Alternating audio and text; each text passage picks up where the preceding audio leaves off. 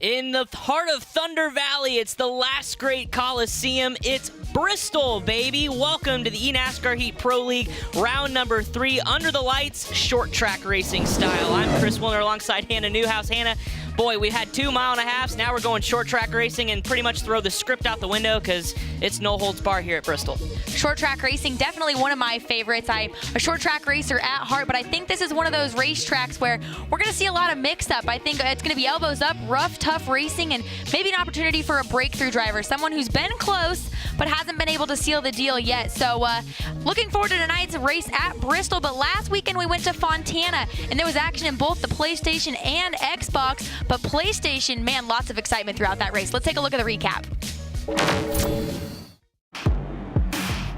Throw Charlotte out the window. We're here at Auto Club Speedway. You ready? I am ready. Let's do this. Round 2 here of eNASCAR Heat Pro League as the green flag is in the air. Yeah, this is a racetrack. They're going to be 3, 4, possibly even 5 wide by the end of this one. Wow, already making a move to the bottom there. Rowdy challenging Pennzoil for the lead. Fast Fed is all over his back bumper. Gives him a little bit of a tap here and there to say, hey, I'm here, but these guys are not being patient. Oh, and contact there. Look out. You see the Bear go around as well as the 13 of Kyle. Almost 3 wide here for the front position as Fluffy, a great run there, looks to challenge Sloppy Joe for the lead. How about this? The Bear gonna grizzly his way on the inside. Oh, but they're gonna make contact, and that's gonna look out. One car in the wall, that's Slade. He's gonna get shuffled back as now your lead changes. We've got a couple drivers going through the grass, contact for a couple cars. Crumpled like a Coke can. Oh man, I told you it's gonna start getting dicey here. Weaving in and out behind the 20 of voltage. Just let him know he's there, maybe trying to get in his head a little bit, Intimidator style. Pennzoil tries to dive underneath him. We might see a close call here for the win. All Fast Fed has to do, hold on to it for a couple more seconds. A challenge there, but he will come out of this last corner to hopefully collect this first win in the regular season. And he does. Checkered flag. Fast Fed, your winner. Fast Fed has been wanting that win. Awesome to see him get that at Auto Club. Stick around with us, guys. Racing will be underway shortly, and will Fast Fed get it done? You see that win in Auto Club, followed by Pennzoil. The Bear coming home third. Fourth is Fluffy. Nick Jobs rounding out that top 5. Slade, your number 1 overall pick in PS4. Tough outing there at Fontana. 12th place finish. And Sloppy Joe, 13th. Kyle Arnold, we saw him at the field, ended up dead last. Interesting to see Fast Fed. He's carrying some momentum, but completely different situation tonight for a short track like Bristol. There's going to be a lot of tough racing, so maybe Slade can get that rebound he's been wanting. He certainly could, but you know, the mile-and-a-half guys have been strong every week that we've been there, but now it's like we're learning just as everyone else is on these short tracks, so it'll be definitely interesting to see. Coming off of a top 5 from Auto Club, Jobs for Hendrick Gaming, one of the newbies when it comes to the eNASCAR Heat Pro League and the game in general. He's going to be rolling off 10th night at Bristol. First off, Jobs, thanks for joining us. And how are you feeling about going to the first short track on the schedule? Oh, I'm a little nervous. Bristol's never been one of my strong suits, so we're just going to battle it out and try to get another top 5. Hey, got to ask you, too. I know last week was kind of difficult in terms of points-wise. Do you feel any extra motivation, you and your teammate, to get back to the front and score a bunch of points here at the last great Coliseum? Of course. We kind of put ourselves in a hole there with some technical difficulties, but we're just going to battle back. We got 10 more races, and we can just continue to grind 1 week at a time and just continue to build points. I think we can make a run. Now, a lot of these drivers have been playing this game for quite some time. You're one of the newer guys when it comes to that, but here you are on the top level of, you know, as high as you can get. Do you feel any added pressure there as well, being, hey, really, you're one of the rookies? Oh, there's always pressure, but I can't thank the community enough. All the other 13 drivers in this league that have helped me transition up through the ranks, and everybody from Venom Racing League, they've been helping me every week. So, but there's definitely pressure, and I'm here to compete. Awesome. Well, we will keep an eye on that number 25. Good luck tonight, Jobs. Thank you. Hey, rookie or not, he's shown a lot of speed so far this year, a 5th-place finish last week, and so he'll definitely be someone to keep your eye on, especially kind of sneaking as a dark horse there through the middle of the pack. Yeah, he's hoping to take those rookie stripes off here shortly, but Xbox also at Fontana was quite the race as well. Let's take a look at that recap. All right, green flag is out and we are underway. Xbox drivers here at Auto Club Speedway as they fan out and go into turn number 1. Track bar making his car work left and right, high and low. HD is gonna dive it in down on the bottom, touch that white line there at the center of the corner, but once again, the man with the momentum is Track bar, who's gonna hold off. What in the world happened to Track bar entering pit road? I tapped the brake just a little bit to try to slow it down, and it just carried on to the inside wall. I couldn't really do anything there. I really am clueless right now. We got a challenge here for the lead. That's Garbage making a great run with a push from Dohar behind him. So they touch. Your leaders touch side by side, and then 22's in the wall with Volt. Trouble at the front. Garbage gets into your leader. Now we've got cars spinning. He's running the Oscar Mayer Wiener car at Fontana, and this is awesome. Garbage to the lead. Dohar, as we're wrecking back in the field, that looks like Shell V-Power. Bolt hits the wall. We're still green. To the checkered flag. From worst to first, give the win to Garbage at Auto Club Speedway in Fontana, the drive of his life. I'm pretty sure you enjoyed calling Garbage to that win just as much as Garbage enjoyed winning it. You see there, wow, that's Garbage collecting that win at Auto Club. JRM Dohar, another consistent finish, a bridesmaid finish for him in second, and HD Motorsports rounding out the top 3 at Auto Club. Tough luck for Moordog, who rounds out the field, ending up not showing up due to some technical difficulties. He'll rebound today, but I guess what, we don't like to have any secrets here at eNASCAR Heat, and neither does Garbage, because he's going to tell us how he got to the front in that number 6. Hey everyone, well, it's Garbage here. My secret to success for California was a .150 steering offset. Why? Because the car ran straight as an arrow down them straightaways. You guys know I don't keep secrets around here. So here you go. Take a picture, write it down, compare it with others, do what you gotta do, and be sure to stick around for more because there's plenty left to go.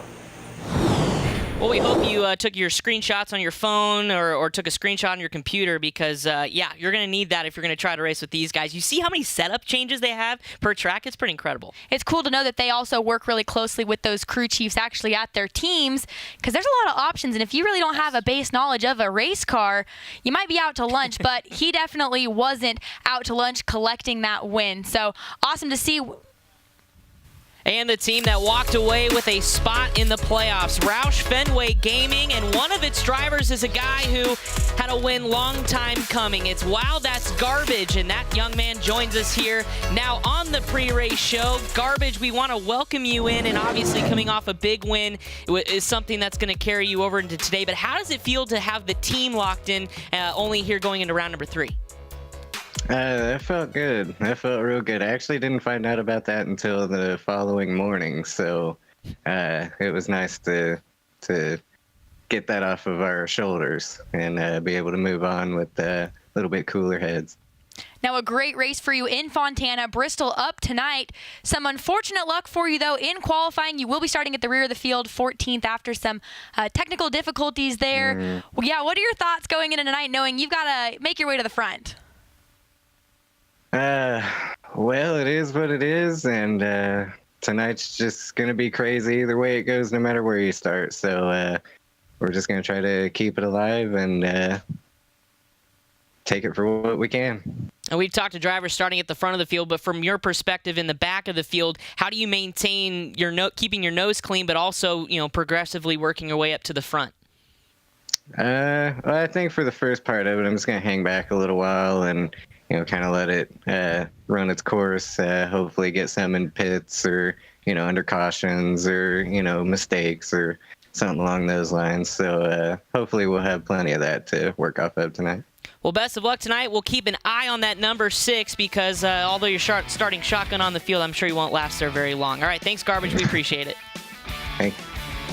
And a great weekend last race for Roush Fenway Racing, collecting that event win, putting them 4th overall in the stands. Again, this is a team effort. We saw Team Penske collect that first overall event win at Charlotte, atop the point standing right now, and Roush Fenway with the other event win at Auto Club sitting 4th. Yeah, and look at the bottom of that field there, Ganassi, Hendrick. Those guys are motivated to get back to the front, and hopefully we'll get to see both of those teams work their way as we're still very early on as we look forward to the playoffs here after 12 races. Early on it is as well. Go Fast Racing, a little bit farther down there in those point standings. Had that win, though, last weekend, but they haven't found that consistency with both their Xbox and their PlayStation players. So I think they'll be one to watch as they start to work together, get that consistency and that event win moving up in the points. Penske, though, a strong start to the season for them. Absolutely flying. My team to watch here tonight is probably going to be Junior Motorsports because, I mean, you look at what Dohar's been able to do in terms of consistency. You know, he's doing his job, and I bet you this last 2 weeks he's been telling his teammate, this is what we need to do to be consistent, to be fast, and to gain some points. I would expect them to leapfrog a couple teams here so far this week. Well, Penske's still running strong so far. Let's get to know one of those drivers driving for them, Brian Tedeschi or Shelby Powers. You guys know him. I'm Brian Tedeschi, also known as Shell V Power 22, and I drive for Team Penske. I'm 23 years old from Custer Park, Illinois. I'm a current master's student at Purdue University studying engineering technology. I think the biggest thing that led me to NASCAR Heat was just the accessibility, especially being a college student and being able to take my console really wherever I go. It's easy just to pick it up, find an Ethernet port, plug in, and go ahead and race with my friends. I love all the motorsports. I've been heavily involved since 2000. I've raced go-karts, legend cars, mini cups, and I currently still part-time race. I'm kind of semi-retired with our own family super late model. Folks over at Team Penske have been really accommodating, especially through the whole process after getting drafted, and it's been a pleasure to work with them. Outside of kind of the racing life, I'm heavily involved here on campus. I'm the Residence Hall Association president, which is the main student body for all 14,000 students living on campus here at Purdue. But Purdue sports are awesome. Boiler up. Definitely got a great football team and a great basketball team to represent. So kind of in the background, you see my setup. I do race out of my university residence hall. I do live by myself, so I kind of really don't have anyone cheering me on when I race, but I do have a lot of fans, such as my family and friends, that do watch from other places around home. All right, we need to start a petition. We need to get Purdue University. I hope some of you are watching this. You need to get to that young man's room and watch him race tonight because it is incredible, and he needs a little cheering base down there at Boiler Up Country. Hey, I've seen universities get involved with drivers. I had Boise State University on my car for quite a while, which actually, super late model driver. I knew I recognized the name. There you go. Super late model driver at Hart over here. Love that short track racing, so you know he's got the experience behind the wheel of a real race car. Makes you wonder if that's going to translate tonight to Bristol. And it's really cool that these drivers are able to translate their love for racing, or for in this case, your former racing experience, to a game to continue growing as a driver because, as both of us former drivers, we love to play and continue to be competitive, so it's pretty interesting to see that. And also, mad credit to him for being a college student and a driver. I could barely manage one, let alone both of them. So awesome job to him. But let's take a look at the starting lineup here for Xbox. Shelby Power, you heard from him there. Starting on the pole, outside of him, though, Mr. Track Bar. There's the JRM Dohar machine, the 88 out of Junior Motorsports. We talked about his consistency. It still does qualifying as he starts third. And then back in sixth, Mordog, remember, missed the race last week. He'll be hungry to get that number 5 back to the front. And we heard from Wow That's Garbage earlier, starting at the end of the field, looking to make a rebound. And a guy who certainly knows a lot about the finishing of second place, Dohar in that 88 out of Junior Motorsports joins us now. And Dohar, first of all, you are dubbed Mr. Consistency so far this season with 2 second-place finishes. How do you get to number 1 tonight? Getting to number 1 isn't going to be easy tonight. There's a lot of fast cars out there, but I know our filter time, Junior Motorsports Chevrolet, is super fast. I'm really excited. I think we're going to be just kind of waiting in this first stint until that comp yellow, and then we're going to try and make things interesting, make sure we're out front, and then just try and hold the lead from there. I think we got a really fast car to do it. Now you're rolling off third in tonight's Xbox race. Bristol a little bit different here. It's going to be short track, rough racing, potentially one groove. How important is that initial starting position of third? That's going to be extremely critical. That's why I put a lot more effort into qualifying this week than I had in weeks past. It's our best start of the season so far. I just wanted to make sure that I had that inside position to try and get up to P2 by the end of the first lap, and then just kind of ride and check out the car, make sure it feels all good, and then see how the long run takes us. And then we talked going into this race just about the sheer amount of tire wear that's going to happen here on a short track. How do you manage that, but also still try to keep pace and keep yourself up front away from some of those incidents? Well, that's what's interesting and unique about Bristol, especially because you're going to be balancing pace of the race with the tire wear a lot. It's going to really just kind of have to be as the race unfolds. I got a couple different ways to to work on it. My crew chief, Pro Boss, and I have been working on different ways that this race could play out. There's got a dozen notes and a dozen different ways this could go. So we'll see what happens, but that's going to be the perfect balancing act of the night, is how everybody treats the tire wear. Awesome. Well, best of luck tonight, starting third in that 88 out of Junior Motorsports Doha. We appreciate your time. Thank you, guys. Appreciate it. And with that third starting spot, he, like you said, he put a lot of effort into qualifying. He's starting farther up. Could tonight be the night that JRM Doha is no longer the bridesmaid, but finally finds himself at the front of the altar? He's probably been asking that question for the last 2 weeks since we last raced, because I bet you he is sick and tired of finishing in that second position. But he definitely has accomplished a lot so far in his career, and definitely is one guy who's ready for the camera, too. I mean, he's a really good interview, well-spoken guy, and definitely confident in that number 88, so it'll be really interesting. Another guy who's confident, had some unfortunate luck last week, is Mordog, and we're going to hear about this guy who's pretty interesting when it comes to off the track. My gamer tag is Mordog5, and I am the driver for Hendrick Motorsports Gaming Club. I am from Jenks County, Indiana. Lived here my whole life. It's a 180-acre family farm. As you guys can see here, here's part of my farm. This is our bull Larry. This is all of our goats. See all the babies and everything like that. During the week, like weekdays, I work in construction, and then on weekends, I'm a tournament director for baseball tournaments like USSSA. Something I really enjoy doing is keeping a fish tank at all times. I fell in love with it about 4 or 5 years ago. I got a fish tank for Christmas from my parents, and I was like, what am I supposed to do with this thing? Well, it created a huge hobby. As you can see, a baby fish swimming up in there. I drew myself to 7-4 in this eNASCAR Heat League is, even before the league even started, I really enjoyed the game and I thought it was a good product.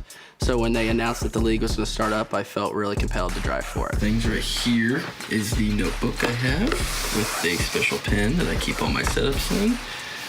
For example, that's like a Richmond setup. It's something special, especially since I have a controller. I'm a lot more free. I can do what I want here. But yeah, that's my setup. I don't really like bumping someone out of the way or like doing something too aggressive to win the race. But if the situation comes down to that, it's a certain person out in the lead. It's just really situational. And Bristol, the perfect place to let that situation he talked about in play. Maybe a little bump and run we might see at Bristol tonight. But I have to say, he had that tank of gold or of I was fish, just gonna say, yeah. and I can't even keep a plant alive. So mad props to him. Did you find Nemo? Did you see him swimming in? I was looking for him. I didn't see Nemo. Next time. You gotta get a Nemo, Mordog. You gotta get a Nemo. But let's take a look at the PlayStation starting lineup for tonight's race at Bristol. SHG Hot Rod, a great starting position there for Stuart Haas Gaming. Fast Fed on the front row. The Bear starting in 5th position. We know he will get to the front in that 95. Very aggressive, also really fast. And how about Rowdy starting in 8th? He'll be another driver to watch as well. One of those drivers in Richard Childress Racing Esports, Sloppy Joe, rolling off 6th tonight at Bristol Motor Speedway. He's got to make his way to the front. Sloppy Joe, first off, thanks for joining us. Bristol, the race coming up here. Overall, how are you feeling about it? It's going to be a rough and tough race. Well, first, thank you guys for having me on. And yeah, it's Bristol, baby. It's gonna be rough. It's the last great Coliseum for a reason. And after all the practice races we've had so far, we know track position is going to be key, and every position is going to mean everything. It's going to be a very crazy race. I'm really happy that our Bass Pro Camaro Z01 is near the front of the field. We have a really good setup for the beginning of the run and the middle part of the run, even the long run as well. But it's really just going to come down to track position. I think it's going to be really crazy, but if we can keep our Z01 up at the front, I think we're going to have a really good shot at winning this thing tonight. With this being the first true short track race of this eNASCAR Heat Pro League series, talk about kind of your expectations in terms of aggressiveness from some of the other drivers and yourself attacking such a short track. Well, yeah, this is definitely, I think, the toughest short track on NASCAR Heat 3, and even on the schedule. I think it is the toughest track on the schedule for us in general. When you get 14 of the best guys on PlayStation, 14 of the best guys on Xbox at a track like this, tensions are definitely going to be up in the air. You're going to see the bumper get used a lot when it comes down to go time. And it's going to be crazy. I've always been the guy that tells myself, you guys have your fun, and I'll go around you when you wreck each other. But lately we've been getting the bumper to us a little bit, so you never know. We might see the 8 car bump someone out of the way, but it's gonna be really crazy tonight for sure. Now you've got quite a awesome setup there with your banner, everything going on there. Speaking of tracks, though, with that microphone you got there, do you lay down any sweet tracks on that microphone? Man, it's funny because on my streams and everything, I knew someone was gonna say something about that at some point, but. during my streams, there was a stream where I did freestyle rapping at one point for fun. And every stream that I do now, my fans ask me all the time to rap again. And I'm like, guys, I'm not rapping again. That was a one thing. Sloppy Joe, the rapper, is a one-time thing. I don't know. Maybe if I win the race tonight, I might do a freestyle. You never know. We're gonna sign you to that contract. I'm holding you to that. If there's a win, we're holding you to that. Well, Sloppy Joe, thanks so much. Rolling off 6th. Good luck tonight. Yeah, sorry, the camera just fell right there. It happens. We're all good. All right, Twitch, Facebook, guys, if you're on there, do your thing. Let's start commenting. We want to hear some, not Drip Chronicles, we'll call them Heat Chronicles from Sloppy Joe. So it'll be pretty awesome, but definitely a good time with him, and I think he's ready to go racing. Yeah, and I think if he gets that win, like I said, we're holding him to a rap, and maybe we can collaborate. I can't rap worth anything. We also figured out I can't drive on this game either as well. We don't need to maybe talk I'm about setting that. myself up for failure. I don't know. But another driver to pay attention to out of that Chip Ganassi stable is Parker. Let's learn a little bit more about that driver. My gamer tag is Parker8171 on the PlayStation side, and I was drafted by Chip Ganassi. I'm a competitive guy. I go in the grocery market, I got to beat that guy to the line. Put on cricket, I'll try to go find out how to play cricket, and I'll try to beat you in it. Die-hard Patriots fan, die-hard Red Sox fan. I'm a huge jock. Every day you'll find me at the gym, at the baseball field, or the racetrack. I'm a sales manager up in New England. It does take up a lot of my free time. Girlfriend's not really too happy about it, but when we get the paycheck, it's okay. So I have something to kind of fall back on this. So when she says you're not playing that, I was like, this is my job. So right here's the basic setup. It's all actually here because I stream on Tuesday nights for Chip Ganassi. So I got the Chip Ganassi shirt over there. I got the Kyle Larson decast I use in the background of my stream. Same thing with the Coke can and the McDonald's bag. Chip Ganassi has brought us in like we're part of the team. It's been awesome. This chair I just roll in and out when I race, which is normally 2, 3, 4 days a week. Just use a normal controller with a normal headset right down there. Pretty much it. I mean, say I get nothing really cool, so when I hit the wall or go through the grass, there's nothing really shaking me or nothing happening. It's just this chair and my girlfriend yelling that I suck. Get the name out for Credit One. Get the name out for Chip Ganassi. That's my job. My job is to make sure that what they're paying me to do is paying off for them. I'm there for the long run, not for that race. I'm there for when the championship's in October. We are so close to the green flag, and Parker, my buddy, hopefully your girlfriend will understand when you win that championship this year, then maybe she'll forgive you a little bit for all that time you spend playing. But pretty incredible stuff, and he's definitely right for the big time, too. He's got the sponsors plugged and everything. He's got it figured out. Like you said, you saw the McDonald's bag, the Coke can there, and maybe we got to get his girlfriend on as well, get her playing, strike up that little bit of competitiveness there. Yeah, I like that. My girlfriend plays, so why not his? Yeah, we already decided that I am useless when it comes to this, so we'll give her a shot. But Bristol coming up here shortly. Let's take a look at the race rundown. 95 laps total in length on the short track Coliseum here. Pit window, 40 to 48 laps, roughly. We're going to see some interesting strategy played out there with that competition caution coming out at roughly lap 35. Yes, and that 4-time wear full damage, we talked about it in the pre-race here about that tire wear. Those right front tires just going to get shredded real quickly here around this racetrack, only a half mile, so definitely be interesting to keep tabs as far as who takes 4 tires and 2 tires, but definitely you're going to want all 4 here to keep that car stuck to the ground. I said it before at the beginning of this, I think that Bristol's going to be the race that we see an underdog come out, maybe a wild card, and one of the guys that, knows these drivers a little bit better than the rest of us, knows what's going on in their minds, the bearded one, Zane, who is someone that we need to keep an eye on tonight in both Xbox and PlayStation. Hey guys, Zane the bearded one, your digital guru for the eNASCAR Heat Pro League. So right now, the guys I'm watching on for Xbox, Track Bar is called Mr. Short Track for a reason. He's worked on this car till 12 o'clock last night, trying to figure out a gearing to get him a better start off the line. The guys I'm watching out for right now is the bridesmaid, as we talked to him earlier, Dohar. He's got his strategy figured out. And then my dark horse of this race, and who I think could pull it off, starting in 5th, will be HD Motorsports. The same on the PlayStation side, but I'll talk about them later because we're focusing on these Xbox guys. But another guy I want to say watch out for. He's been fast every week, but he's had issues late in the run. The Bolt. This guy's got speed week in, week out. It's just a matter of time before he's up front winning a race. Just a few minutes away from the green flag, but I got to ask you, too, about that level of aggression, because we already saw tempers flare in Charlotte for our first race. I can't imagine that that's not going to happen here in Bristol. Oh, definitely. You're going to see some tempers flare. This is a one-groove track right now in the game and how it works. So these guys are going to be using the bumper to make guys move out of the way. We may see a little side-by-side, but a lot of it's going to be a bump and run, door slam, and just end it off. Now, Zane, you get yourself a little haircut there. Did you get nice and pretty for tonight's broadcast? No, I didn't. I didn't. This is how I woke up this morning. It's just called natural. Hey, give me your beauty secrets, because clearly I wake up and this is all just natural as well. Yeah, you just contour I like wake you're up angry like at your this. face. Exactly. Oh, well, yeah. Well, we'll see about that. Well, thanks, Oh, Zane. boy. We'll check in with you a little bit later on who to watch on that other race, as well as some speed secrets on maybe what's going on with those drivers. Yeah, we're going to definitely talk to him throughout the course of the race. He's going to get a kind of a firsthand look at some of these drivers, as well as kind of what they're thinking during the course of a race, because we've seen pretty much almost everything happen, but not quite. And certainly Bristol's going to bring out some surprises here. We mentioned about dark horses as well. This is a track that can make or break you as far as making wrong moves, because there is such a small margin of error, and it'll definitely be fun to watch as we get ready to start. Well, in this Xbox race, we talked to Shelby Power, gotten to know a little bit more about him, Brian Tedeschi. Starting on that front row, I think that's a good place to be right now. You know, with a lot of possibility for maybe some carnage, some wrecks, everyone, like you said, tempers. There's going to be some aggression, so the best place to be is in front of it all.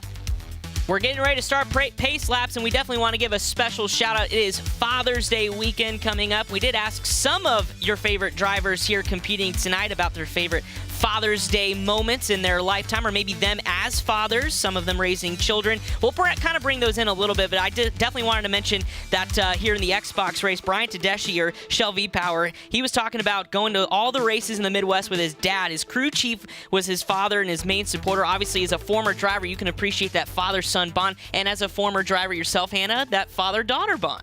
Oh, yes, it usually worked out to where we had a father-daughter, driver-driver conflict. So, and we always used to giggle because there were tears shed, and it was usually me because I was the 16-year-old girl. But best memories that I'll, treasure forever, to be able to race alongside my dad. But about ready to go green at the first short track Bristol Motor Speedway on the circuit. We certainly are. We are coming to the green flag, and it's Shelby Power. We mentioned how strong he's been, your winner in Charlotte. Can he do it again as we are underway here at Bristol? You see on his outside there, Mr. Track Bar had that first starting position, and 2x2 so far. He'll probably look to slide down and collect that bottom. I think we're going to see a lot of guys, they're going to protect the bottom, but so far, everyone running almost in a middle groove. Yeah, we heard Zane talk about it's kind of a one-groove racetrack, unlike maybe what you would see with the Cup Series guys, and right now, it's not really looking like it. We got a couple on the top shelf hill, rim riding the outside of this half-mile racetrack, but I think to start right now, you especially want to see what's going on in terms of riding around on the bottom, as we do have one dipping on pit lane. That's Casey, may have some early trouble, or maybe this is a strategy call, pitting on lap number 1. Could be. We'll see if we can maybe try and get Zane to check in on that, see what's going on, and we'll check back with him later on that. But right now, wasting no time, Track Bar all over the back bumper there. Ooh, a little contact there over Shelby. He will hold on to it. Everyone scatters around him, but so far just contact, and we will stay green. Some squirrely moves here, Shelby Power, and that was Track Bar kind of getting into it. Guys, we're just, 8 laps into this race almost. I mean, or, a few laps in, so this is pretty incredible stuff as we ride on board with your leader, looking back through the field. A couple side-by-side here at the back. That's the Volt in the 18, looking at 8th position, getting around that skirt bush. Garbage, last week's winner, back in 10th. He did start dead last, so he's up 4 positions. Bristol Motor Speedway, one of those racetracks. I mean, me growing up on the West Coast, that was always a bucket list racetrack. You had Daytona, you had Talladega, but Bristol, you heard the stories, you saw the pictures of the Coliseum, all the fans there, and always produced some great racing. I think that's going to be the same here. And you have to almost wonder if this is a racetrack for these drivers as well, that's a bucket list on the gaming side. Absolutely, and they make it look absolutely beautiful here at eNASCAR Heat. And how about this? We're riding on board with Jerem Dohar. He started in the 3rd position, back-to-back second-place finishes. He's hungry. he talked about how good of a car he had and how they really, really focused on qualifying. And there's some tracks that we will run throughout the season where qualifying maybe not so heavy on that starting position in their overall success, but here with this one lane that we've seen so far, everyone pretty single file, I think you had to have a really good starting position to ensure a chance to battle for the win, unless things shake up during pit sessions. Here's SHG Slick wearing the helmet. Remember, their team is kind of keeping their profiles hidden here as we start this inaugural season, but riding on board in second place. He's moved his way up as well with Dohar back to third. Mordog, we mentioned he missed last week due to some technical difficulties, was pretty upset about it, but he has marched his way through the field back to fourth, just about 1.2 seconds off the lead. He is a man on a mission. We talked about, like I said, the unfortunate event. He's had some ups and downs, but he's going to try and get up front, hold that position, stay out of the wrecks. So far, again, still single file here, riding alongside HD. Awesome, beautiful, colorful scheme. You can actually see down there in the lower left his setup. He's got the backdrop. You can see him race. Pretty cool that we're able to actually see what's going through these drivers' minds and their emotions.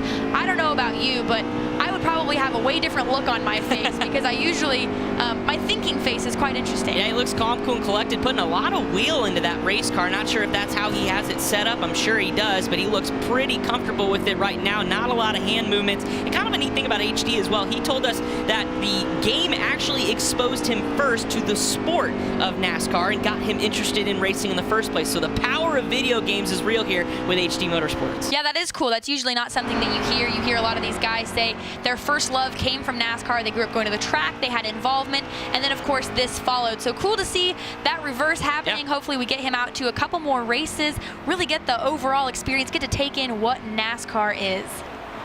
Well, right now, Shelby Power continues to pace the field. Not a lot of changes. Track bar, we saw him up in the second spot, fell back to sixth. Most cars are running in the 16.6 bracket there, with a couple like Garbage, who's about a 10th quicker, so pretty impressive to see Garbage, who started 14th shotgun on the field, now up to 7th. Ooh, we got some going 3 wide there. Everyone holds on to it, cool, calm, and collected. I think that's how that saying goes there. SHG obviously still looking to challenge for the lead. He'll take a look at that outside.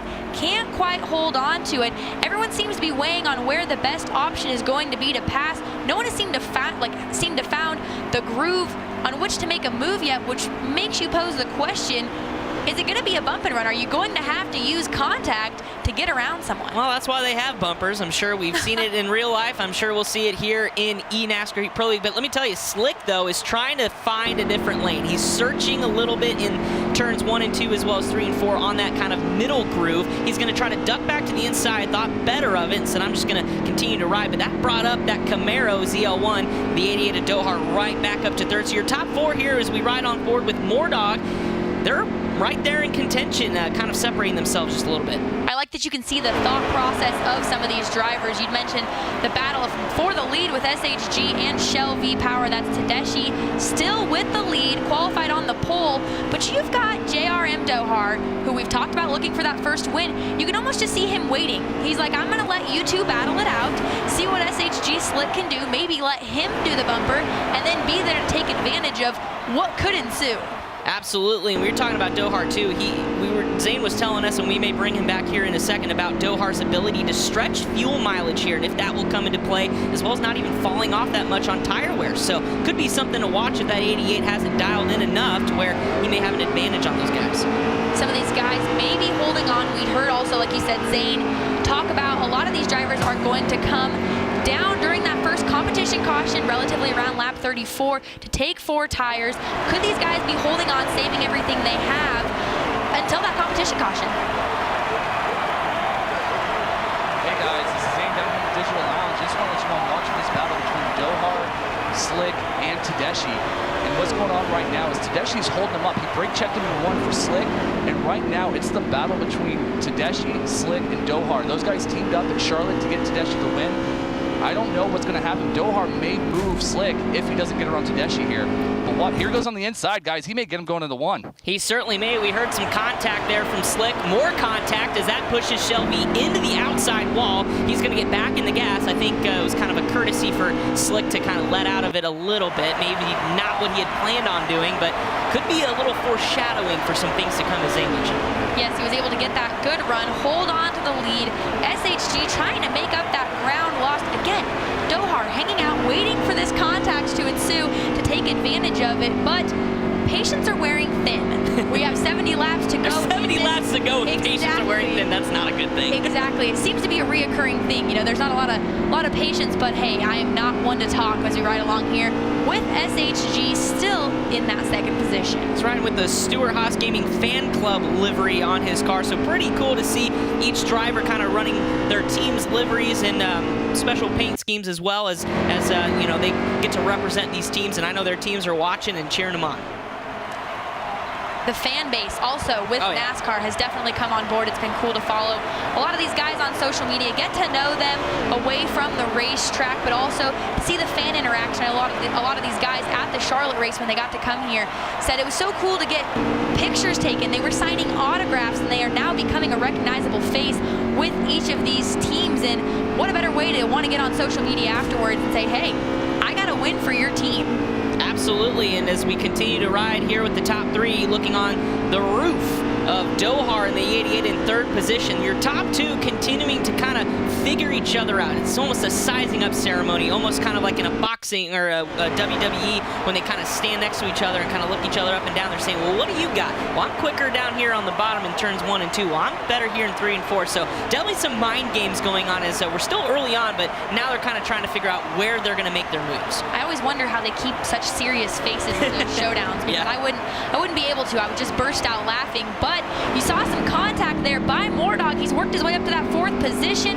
A little bit of a tap there on JRM Dohar will clear him and take that 3rd position. He is on a roll at the moment, has his sights set on the top 2 battle. He certainly does. And how about we got 1 in the outside wall? That looks like Track Bar in 7th, bounced off turn number 4. He looks to continue going, but he's on a move too as well. Track Bar kind of sitting mid-pack, but he's been running very, very fast lap times as well. But right now, all 34 laps have been led by Shell V-Power in that Penske Racing Ford Mustang.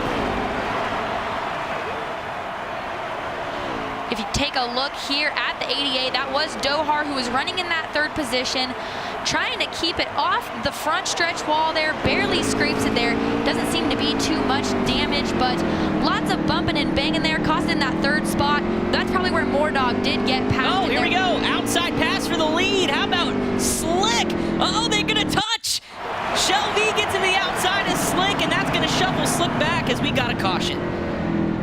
And this is going to be, I believe, your competition caution. So 37 laps into this one, right at the finish. It almost looked like a stage win in the Cup Series. I mean, these guys were just battling at the line, but that'll be your competition caution here, lap 37.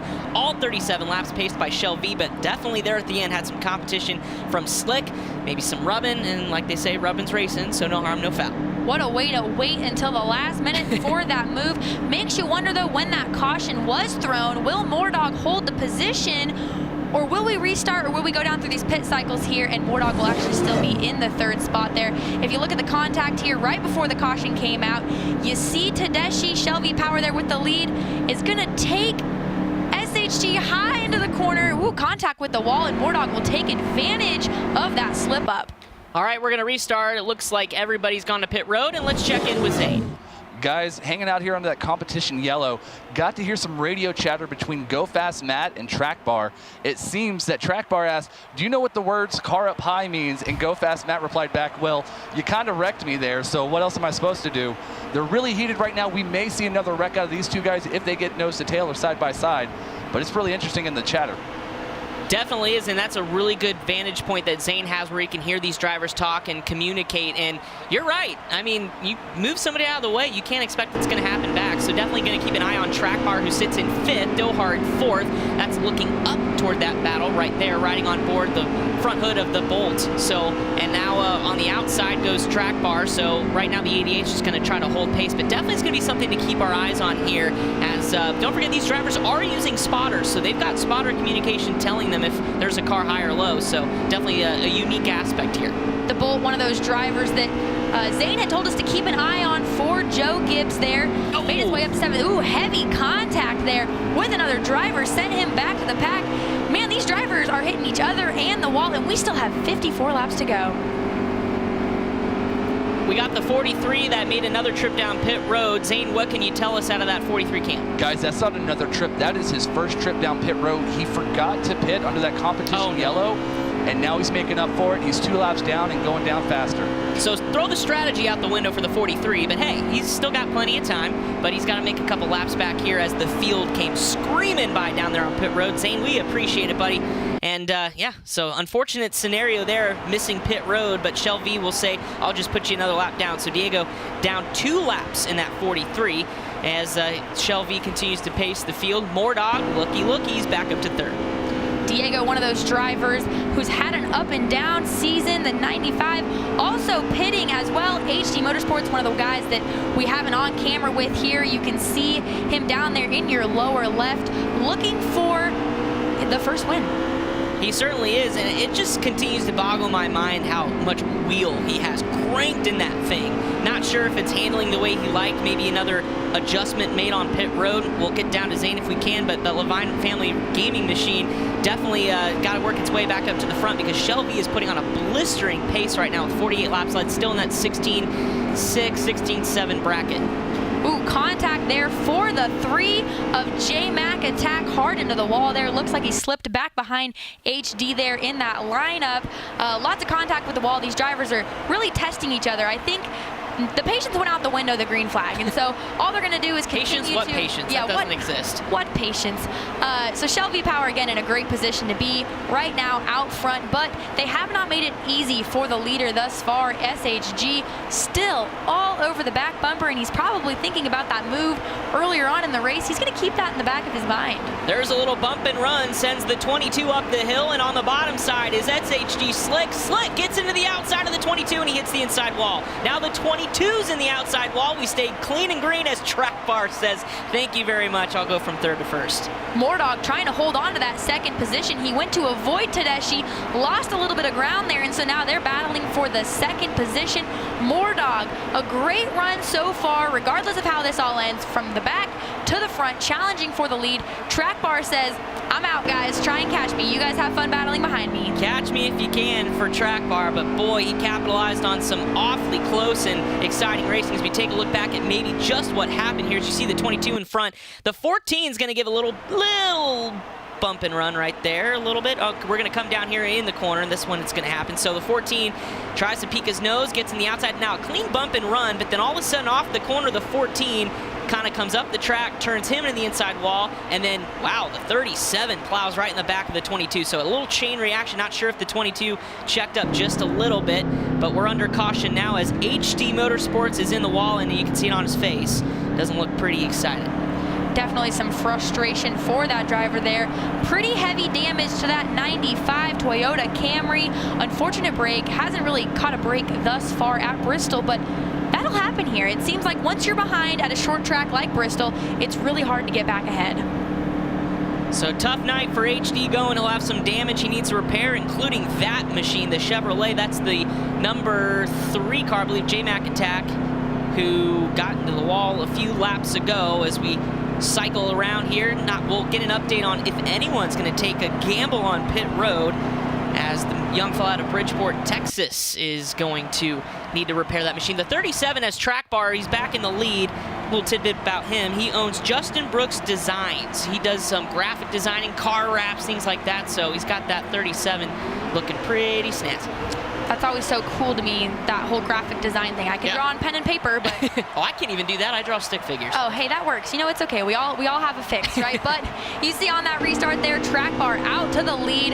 Everyone tries to tuck down single file. Shelby Power shuffled back to that 5th position, looking to regain, get back up front, challenge for the lead. But Jacob Kerr, a run for those top 3, currently running in the 4th position. Great run by him so far. Yeah, he's kind of trying to get his composure back a little bit. If you remember, Shelby got in the outside wall there before that last caution, before HD hit the wall. So he's got his sights set on the 37, but the 37, the track bar is pulling away just a little bit. Moordog with him. Remember, Moordog, if you're just tuning in on Facebook, Twitch, as well as eNASCAR.com, don't forget, Moordog in second did not even race last week, had technical difficulties, and only scored last place points. So he's trying to get Hendrick Motorsports back up in the standings, and to do that, you need consistent finishes, and if he can get a top 3 here, that would be phenomenal for that race team. It's a team effort, no doubt. There's frustration. Yeah. They know that they have the potential to get up there and compete for the win, but it doesn't even just matter if they have the win. It's an overall team effort between the Xbox and PlayStation players for consistency, good runs. So Moordog able to and hoping to get a really good finish tonight. That way he can hand it over to his teammate and said, hey, all right, my job is done. It's in your hands now. Saw a little debris on the racetrack there, but we're going to stay green with 34 laps to go. So we're just clicking them off here at Bristol Motor Speedway as there's your top 3 again. Track bar, Moordog, Dohar, again, 12 laps led for track bar. The most laps led is Shell V-Power to 51. As you remember, though, he got shuffled back after some contact. Riding on board now, how about the Geico machine? Jacob Kerr, we haven't talked about him all night. He's in the 4th position. Awesome to see him, like I said, getting a good run for them as well. And actually something cool about him, you see his hometown there in the bottom right. He actually works with his uncle's company and harvests trees. So they actually do them and they mill them down into boards. And then have you ever seen those really cool Facebook videos where they do the epoxy and they make the really cool countertops and the cabinets? That is actually what he does outside of being a eNASCAR Heat Pro League driver. That's impressive stuff. So we have graphic artists, we've got everything. College students, there's a couple of them in the field as well, not only in the Xbox, but also the PlayStation. A lot of people pulling double duty from the books and then to the racetrack, but hopefully it's summer. They gave themselves the summer off to be able to focus on racing. Absolutely. All right, so laps continue to wind down. 30 laps to go. Track bar in the lead, pulling away just a little bit now up to a 2nd lead on Moordog. Dohar, we chronicled him early on in the pre-race show. 2 2nd-place finishes. Oh boy, you think he wants a win? Well, right now he's in 3rd. He's got some work to do. 1.7 back. And then there's Shelby, your Charlotte winner, in 4th position. And then Garbage, last week's winner, been quiet, started 14th, and he's up to 5th. SHG Slick, who was one of those contenders early on in the race, currently sitting in the 8th position. You have to wonder if himself is SHG and Shelby Power, if they work their way back up to the front, if there's going to be some interesting contact going on there, but doesn't seem to be that anyone's really moving that far except for Garbage. Yeah. He's been the man on a mission from last year all the way up to 5th, and you know, he was talking pre-race. He even shared us last week's secret setup. If you missed that, it was pretty sweet. He gave us a look at what made him go to victory, and maybe if he wins tonight, he'll give us another one. But right now he's up to 5th as we see a look back to Jacob Kerr in that 6th position. Shelby still trying to work his way up. It's pretty calm right now, Hannah. You know, we saw some fireworks early on, but it's been pretty tame so far here in the middle part of the race. Don't jinx it. I know. We've got 25 laps to go, and it is Bristol. But I want to go back to something you said there on Wow, That's Garbage. We did talk to him in the pre-race. Got to see his setup, which was pretty neat. We actually talked to him a little bit before as well, before tonight's race, and just asked him how he was feeling overall setup-wise for tonight, what he changed, assuming there was some serious drastic differences on what he was going to change from Auto Club to the short track of Bristol. And he goes, honestly, not much. I didn't change too much from Auto Club here. He'd just been looking at that setup prior to tonight's race and said, hey, I know what to expect. I know how it's going to drive. So it was good at the last race. I'm going to keep it here. So interesting to see that the setup he had at Auto Club is, paying off well for him so far. It certainly is, even on 2 completely different racetracks. We did see him kind of bounce off the wall a few times, so he is pushing that machine so hard around Bristol as it's paying off. He's going from 14th to 5th, and he's knocking on the door of Shelby, who's your laps leader so far, but catching him quickly is Track Bar, who's now up to 24 laps led here as we 22 laps to go. That's Scott's Chevrolet Z01. I tell you, he had some heartache last week. We chronicled that as well, where he hit the pit road entrance wall as he was trying to get down, and Track Bar says, I'm going to capitalize on that mistake and rebound this week. It's pretty incredible stuff. Guys, this is Zane down here at the Digital Lounge. I want to let you know last pit stops were about lap 58. they cannot make it. There's going to be really close. But the way these guys are racing right now, looking at the lap times, no one's lifting, no one's saving. So if another yellow comes out, we're going to see everyone come down for 4 tires and fuel. If not, we're going to start seeing these guys try to save as much as they can in the last 15 laps. So Zane, if you were to pit though, under green, if this thing goes green and you have to make it and you don't think you have enough fuel, when do you pit? Do you want to be first or do you want to be the guy that reacts? Oh, see, that's the roughest part because right now everyone's tracing track bar. He's making his own pace, and that's the best part about being in the lead. He's 2.53 seconds. He's 2.5 seconds ahead right now of Mordog. If he's got a big enough delta, he can choose his mark. The rest of the pack is going to have to react to him. And track bar holding nothing back here. A solid lead. You can see on the shot there how far the rest of the field behind him. Mordog still in that second position. And actually something interesting too, your top 4, well, it was top 4 as Wow That's Garbage breaks onto that 4th position, knocking Shelby Power to 5th position. But it was your top 4 are all using controllers. So at one point we had all 4 of your top runners using controllers. Interesting to see that variety. I think it's cool it how really you have is. I think drivers a lot of both people, on a wheel and controller. Yeah, I think there's a lot of people thinking, oh, everybody has to be on a wheel. No, if you're comfortable on a controller, you do your controller. And I think, you know, a lot of guys prefer certainly things. We've seen some that use both, but definitely interesting that you can kind of pick and choose here as we look back from Dohar to Garbage, Shelby Thou back to 5th. Not sure if his car's handling has gone away a little bit. Back up here toward Mordog in 2nd, getting a nice challenge from Dohar. So that's your battle for 2nd. Mordog for Hendrick Motorsports, trying to get that thing to the front, but right now he's 3.5 seconds behind track bar and dropping. So something's got to change here to get this group back up to your leader, because he's loving the fact that these guys are racing hard right now. These drivers go from looking out their front mirror or their front windshield to their rear view mirror. They get a break and they can focus on the driver in front of them to reel them in. And then you get in a position like JRM Dohar, who challenged Mordog for that 2nd position, but wasn't but a half lap later. And Wow That's Garbage is on his back bumper saying, all right, buddy, time for you to go into protect mode because I want that 3rd spot. 12 laps to go and we're single file. But here comes Garbage. And you know he'll make some noise, because he did last week. He said he feels pretty good. You saw some contact there by JR Dohar. It was a chain reaction, a little bit of an accordion there as Wow That's Garbage got into the back of him. Everyone holds on to it, but this is a perfect scenario for track bar. He's got everyone in his rear view mirror. He almost can't see them in his rear view mirror. Ooh, heavy contact there. Everyone holds on to it, but this is a perfect scenario for a leader. Let the field fight it out behind you, but 10 laps to go. If everyone pits, either people are going to start running out of gas or we're going to have a shootout. Yeah, you got to wonder how many of these drivers are saving or if they're just pushing hard, hoping they can make it. 9 laps isn't a long way around here, just a half-mile racetrack, but you got to wonder who played the fuel game strategy correctly. And right now, track bar saying, I hope it's me, because I've got a 3-second lead over 2nd place as those guys get ready to go side by side with Mordog and JRM Dohar. Garbage back there in 4th. We see a lot. I don't know if you could hear that on the broadcast, but Mordog was off the gas a whole lot into that corner, so you could tell he's saving a little bit.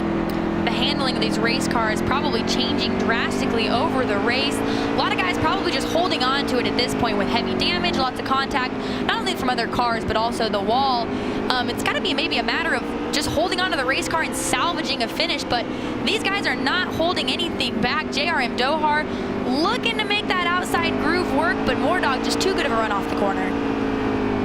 Kind of the place you want to be right now, but right now you got to find a way to get around the guy in front of you. 6 laps to go here at Bristol Motor Speedway, and the best battle on the racetrack right now, you're looking at it for 2nd, 3rd, and 4th right there as we'll take a look at the Scott's machine of track bar in the lead. He had pretty much had the field covered last week, wrecked. Well, this time he's got the lead. Let's see if he can hang on to it with 5 laps to go at Bristol. If we go back to our notes, we talked about JRM Dohar earlier on in the show.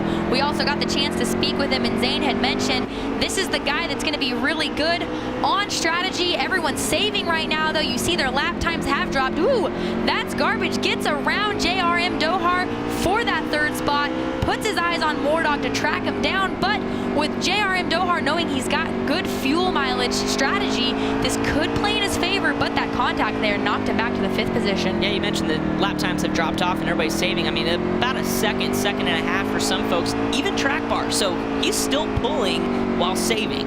That just shows you how good of a car he has here as we Get ready to come to 2 laps to go at Bristol, and that's on board with Garbage looking for second over Mordog. Boy, what a run for Mordog. If he can bring this puppy home second, that Hendrick Motorsports Club is going to be happy and getting some key points back for that team. No pun intended with the puppy and Mordog. I like that plug there. That's Garbage, though, as eyeing that second place finish. He was so close, or he got that win last week. He knows the taste of victory. He wants it again. He'll stick his nose on the outside there of Mordog, and then to the inside. That is where you want to be. Get to the inside, and we've seen people do to get underneath someone and slide them up, but can't quite make it happen. Checkered flag is out as they're wrecking down the front straightaway for second. Track Bar takes the win. And now the race is completed, but we've got some post-race festivities. So, folks, that was a little bit wild at the finish. Track Bar takes the victory in the 37, followed by Garbage, who comes home second. Mordog dropped from second to fourth after that contact. Shelby third. And then rounding out your top 5 is Slick in 5th. Here's a look back at what happened, Hannah. You see, wow, that's Garbage there. Like I said, he was eyeing that finish there. We saw Track Bar obviously get to that checkered flag a little bit before the rest of the field. Wasn't until after the race had ended. You have to wonder if this had something to do with a little bit of tempers flaring throughout this race, but cool to see Shelby, after how he started so strong, was able to rally back and took advantage of some late race contact there for that podium. Another great points night for Shelby. Ooh, the contact there, that's Garbage, goes around, takes Mordog, and the rest of the field just piles into that mess there. Carnage for second place, but the man who took home the checkers today is Mr. Track Bar for JTG Daughtry Throttlers. Look at that. Some great points for that team that was far in the standings. As here's a look at the race results. Track Bar, your winner, followed by Garbage, Shelby, Mordog fourth, and Slick rounds out your top 5. Boy, a tough run for Dohar, who's up front all night, and he comes home 6th. Yeah, no doubt about that. We said Bristol could be the night that we see someone break out, and not only did he break out, he did it and he dominated. I mean, got out front, absolutely checked out, was able to leave the mess, the hard racing, the elbows up behind him, and said, you guys fight it out. You guys can race for second because I've got this win wrapped up. Incredible stuff, and we are just getting where we've got Track Bar, your race winner, on the phone line with us. Track Bar, first of all, congratulations picking up the win here in round number 3 at Bristol Motor Speedway. And I have to ask you, as we take a look at your profile here, when you wrecked last week, you sounded absolutely dejected, and we all felt heartbroken. But how good does this win feel now that you're back on top? I'm speechless right now, to be honest with you. Last week was tough to swallow, so was Charlotte. I thought I had one of the best cars in the field, and, you know, unfortunate circumstances prevented me from showing what I really had. And tonight, I ran into a little bad luck, but I rebounded, and, you know, I finished on top where, you know, I was hoping to be at the end of the night. At the beginning of the race, we saw a battle from actually a couple different drivers that looked like they were going to dominate this race, but about halfway, you broke through and absolutely took off. At what point during the race did you think, hey, I'm the man to beat, because you left the field in your rearview mirror? I mean, I knew I had a fast car to begin with, and then Tedeschi checked up out of turn 4 when the 16 car was coming out of the pits, and I didn't expect them to do that, and I got plowed, and it gave me a bunch of damage, and the car was super loose. And whenever we pitted on a competition caution, I fixed it, and I knew as soon as I fixed it that the car was back the way it was. I knew what I had, and I just made my way up methodically and everything like that, and just ended up in victory lane. Now, obviously, a great result for you. What do you tell your teammate, or if anything, going into the PlayStation race? Because I know you guys need those team points to get higher in the standings as we finish round number 3 today. Tell him to get some Scott's toilet paper and put it behind his back so he's comfy and get ready for 97 laps here. That's some great advice if I've ever heard some. Hey, congratulations, Track Bar. We really appreciate it, and good job today. Thank you, guys. Awesome win for him there. Great to see that for Xbox. Like I said, a night of a breakout winner. But let's take a look at the PlayStation lineup here. Starting order, SHG Hot Rod on the front row there. Looking to rebound, hopefully, from his teammates, unfortunate event in the Xbox race. Fast Fed on the front row as well. Yeah, Fast Fed's always fast, and he qualified well again, but the boy I'm watching is Slade in 3rd position. Had a rough outing last week, your number 1 overall pick in PS4. And then how about Sloppy Joe? We talked to him. He was confident starting in that 6th position, and I think you can pass here, so definitely see some of those guys mid-pack get to the front. SHG looking for a strong run, and we've talked about the interesting dynamic that SHG, Stuart Haas Gaming, has implemented this year in the eNASCAR Heat Pro League. We're going to talk to the man who is the voice of the drivers as well, Jake Morris, the voice for these drivers in both Xbox and PlayStation. Jake, first off, thanks for coming on and joining us. How's it going, guys? Good. I'm over here looking at Twitter.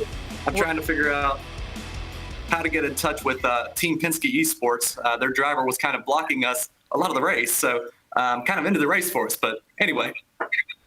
Yeah, it was pretty interesting. Hey, I got to ask you, this year has been pretty unique for your team, and especially launching SHG and the kind of the buzz around your team and hiding the profiles. Where did all that start, and what's it been like for you guys and the reaction you've gotten from your organization? Well, I'll tell you what, Stuart Haas Racing, we're known for one thing. We want to go out there and we want to win.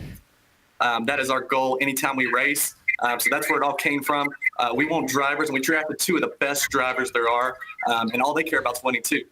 They don't want to be on social media. They don't want to be talking to you guys. That's my job. So that's what we have. I like your style, the tie, the sunglasses. I might implement it in the future broadcast here. But your guy is starting on the pole for this next race. What are his thoughts? How are you guys feeling about this race at Bristol? Well, that's part of the reason why I got all dressed up tonight with the tie and the jacket. We were hoping to do a little celebrating tonight, and both of our guys getting to victory lane. Slick, it didn't quite work out for him. But you know what? We got another bullet in Hot Rod, and I think he has a really quick car. I've talked to him, and he thinks he can go out there and dominate. And I tell you what, if one of those Team Penske cars gets in our way, we may just have to move it up the hill. Well, you heard it here from the manager, folks. Thanks to Jake. Thank you so much for joining us as we get set to go here. PlayStation will definitely keep an eye on your driver tonight. Thank you, guys. Awesome stuff. Wow. All right. Well, PlayStation's hitting the track, and this is pretty sweet because he looked legitimate. I mean, with the hat and sunglasses and tie. I mean, shoot. And I think he had 4-leaf clovers. I could be wrong on that tie. Maybe hoping it brings his driver, Hot Rod, some luck starting from the pole. But you heard him talk about that rivalry with Penske. Oh, yeah. Some frustrations. It's real. We saw it in the previous race for Xbox, PlayStation. Rolling up next, is there some competition? Is there some rivalry as well? Sounds like it, but an interesting dynamic that Stuart Haas Gaming has brought to the league this year. Certainly has. As we're getting set to go from Bristol, your cars are on the racetrack. We are starting the pace laps as we get set to go to green. Now, we talked about being aggressive and everything like that, but we are talking to Parker. So Parker, there he is. We've got an inside look dialed in, and he's at the controls of that Chip Ganassi Gaming 42. He's a guy was really confident. We listened to his driver profile, and he was talking about how he's here to win, and that's one thing. And his girlfriend, even though she doesn't like it, I'm hoping she's race. There for some commentating. I would love to hear that in the background. I think that would be very entertaining. I'm sure he wouldn't. That's why he has headphones on. That's why he has his headphones and his mic. So just under 1 to go here. SHG Hot Rod will lead the field to green. Fast Fed on his outside. Slade, Fluffy, and the Bear, your top 5 getting ready to go green. The Bear, hungry for that win, has been fast, been a part of a lot of misfortunes, including at Charlotte and Auto Club, but he could be that dark horse that breaks out as we take the green. Green flag at Bristol. Penzola could be a guy to watch too. Has a 3rd and a 2nd. Can he get a win in that yellow machine? But as right now, jumping out to the lead. We heard from his manager just minutes ago. He's got a fast hot rod right now. SHG Hot Rod is hooked up off of corner number 4, and he's out to the early lead. A battle there for your 2nd position. High through the corner, one of those drivers you see there in the rearview mirror of your leader, SHG. Everyone battling behind him. Side by side for Fast Fed and Slade. A different look there for Fast Fed in that 32. You see his graphic with that yellow and white number, but he's got a new sponsor on board, Dude Wipes, hence the blue and black. Awesome to see them come on board for the eNASCAR Heat Pro League season, but he will slide into that 2nd position and hope to put the field behind him as he tries to chase down your leader, SHG, who's already put some distance between himself and the field. Yeah, Hot Rod is gone. Right now, the battle for 2nd heating up as we got a car loose. That was the inside. That was Fast Fed. Slade, your number 1 overall pick, back to 2nd. And he's a man on a mission as well. Did not finished that high. I think he was 12th last week after some late race contact. So keep an eye on Slade. But as we look back behind Fast Fed, there's a hungry group of cars. The Bear's in it, Sloppy Joe's in it, and then Pennzoil, as we mentioned, back there as well. Fast Fed still riding the win from Auto Club. We got the chance to talk to him after that win, and he said he knew he had it in him. So you wonder if that translates over to Bristol. Well, definitely a different dynamic, different racetrack. But riding along here with Slade in that spin car. Did he get his scooter? Did we decide that John was going to get him the scooter? We need to definitely check in with that scooter situation. I think Zane knows. Zane, did he ever get that scooter? And is he going to share? Guys, he did get that scooter. John Wood sent it over to him, so he has it now. His teammate Casey on the Xbox side still waiting on his, but Slade has it. He's happy for it. He didn't think he was going to get it, and I heard he's been riding around school. Yeah, I was going to say, he doesn't have his driver's license. He did win. Oh, yeah. He won at Charlotte, Yeah, he won at Charlotte. What are you talking about, Chris? Casey's got to win, though. Oh, yeah, Casey's got to win. Yeah. There it is. That's the motivation. Yeah. A scooter, if you win, I mean, that's fair, right? You win, you get a scooter. So. Casey has his driver's license, though, but Slade, that extra motivation, got that win. Cool to see Spin come on board as well for the eNASCAR Heat Pro League. In that second position, looking to chase down SHG Hot Rod, who, again, led all 10 laps so far. Ooh, a wobble there from Slade. He'll hold on to it, won't lose any ground. Fast Fed up to third, as we mentioned. Sloppy Joe fourth, Fluffy in fifth. Fluffy, a guy we had our eyes on in the preseason, had a multi-victories in that 10-race stretch, but right now he's running in fifth position. That lead, though, starting to dwindle down just a little bit for Hot Rod, as Slade now inside of 1.2 seconds, and he's coming in a hurry. But Hannah, we talked about last race how we didn't really see the fireworks until the very end, or we saw them early and then the very end. What's going to happen here in this one? Because these PlayStation guys are going to be hungry trying to get some of those points. So far, it's played out pretty similar. I mean, it's just a little bit of a later situation where SHG has jumped out and taken off and let the rest of the field battle behind them there. But some great-looking race cars under the lights at Bristol. Cool to see the implementation of the quarter panel numbers. Gives the opportunity for these teams to sell the entire car for sponsorship for all of the Facebook, Twitch users, everyone that's streaming right now. Get a chance for these companies to come on and get a lot more exposure on these cars. Great camera shots as well. I love the ability to see wherever we want to see on this racetrack. So you see there the 42 making a move. You can also see down there, like you said, Parker driving that 42. Always awesome to get to see what's going through his mind, but he seems to be focused. There's not a lot of emotion there. He's not moving. I don't even know if he's breathing, but right now I'm sure you can smell that Egg McMuffin in the back. In his driver profile, he's got his sponsors making sure they're nice and in view, let's put it that way. So he's got Coke, Egg McMuffin, see what else, a nice team shirt, so he's ready to go, but right now he's locked in and absolutely stoic on the screen. He's hoping that number 42 Kyle Larson credit one diecast back there. Yeah. He's going to bring his number 42 credit one some luck. It's like a rabbit's foot. You got to rub it a little bit. Exactly. Well, I'm telling you, that's why I think there were 4-leaf clovers on the tie for the SHG for Jake Morris there. But some contact, we heard it there, as it looks like Fluffy to the bottom of Sloppy Joe for the fourth position. Sloppy Joe gets the run, he'll hold on to it. Looking like to challenge under that bottom groove. Doesn't seem like there's a lot of grip down there in the bottom. You can see where the groove is, where the rubber's been laid down in that dark area. People trying to make moves down below that, down below the rubber, and no one can seem to make it stick. 19 laps in, don't forget competition caution around lap 40, so those drivers, I'm sure, will take advantage of pit road, because that tire wear has been the name of the game here, as well as fuel mileage. We saw everyone pretty much stretch it in that Xbox race. We'll see how the race unfolds here today if we're going to have that same kind of strategy, but right now the race toward that competition caution, and right now a look ahead. How about the 17 moving his way up? That's Fluffy. We mentioned him a little bit, absolutely hounding Sloppy Joe in the 8 machine. Nick Jobs also, we talked to him pre-race as well, just dropped back to 12th. The other half of that Hendrick Motorsports team, obviously his teammate Mordog. Ooh, a nice save there by SHG out front. Managed to hold on to it. Not a lot of ground lost there, but again, back to Nick Jobs in that 12th position. His teammates probably leaning on him going, hey buddy, I need you to pick it up a little bit so we can get an overall event win, get our name on that board for the overall points, and really secure a spot for the playoffs later in the season. He sure is. Right now running back in the 12th position. Still got a lot of time, 74 laps to go, but definitely going to be needing some adjustments there, and I'm sure he's getting all the data he needs from his team as well as from his teammate, Mordog, from last race. All right, but we still have 73 laps to go, and another thing to kind of keep note of as well is going to be where everything shakes out in terms of the groove of the racetracks. We saw some guys running the top shelf of the racetrack there near the middle part to the latter stages of the Xbox race. So where will these lines end up changing as the race progresses? As here we go with Fast Fed absolutely just hounding on Slade there for the position. Made some contact with the wall there on the outside, looking to maybe get on the, you want to get on the outside of these drivers. I thought maybe that bottom groove would come in, but it seems everyone needs to get on the outside and pinch someone down, get him out of that racing groove in order to make a move. Looks to get a run underneath him here. Can't quite make it stick underneath. Ooh, he got the run underneath Slade, but will Slade get a good run? No, he will not. He will slip back behind Fast Fed, who will overtake the second position, and Slade wants that second position back.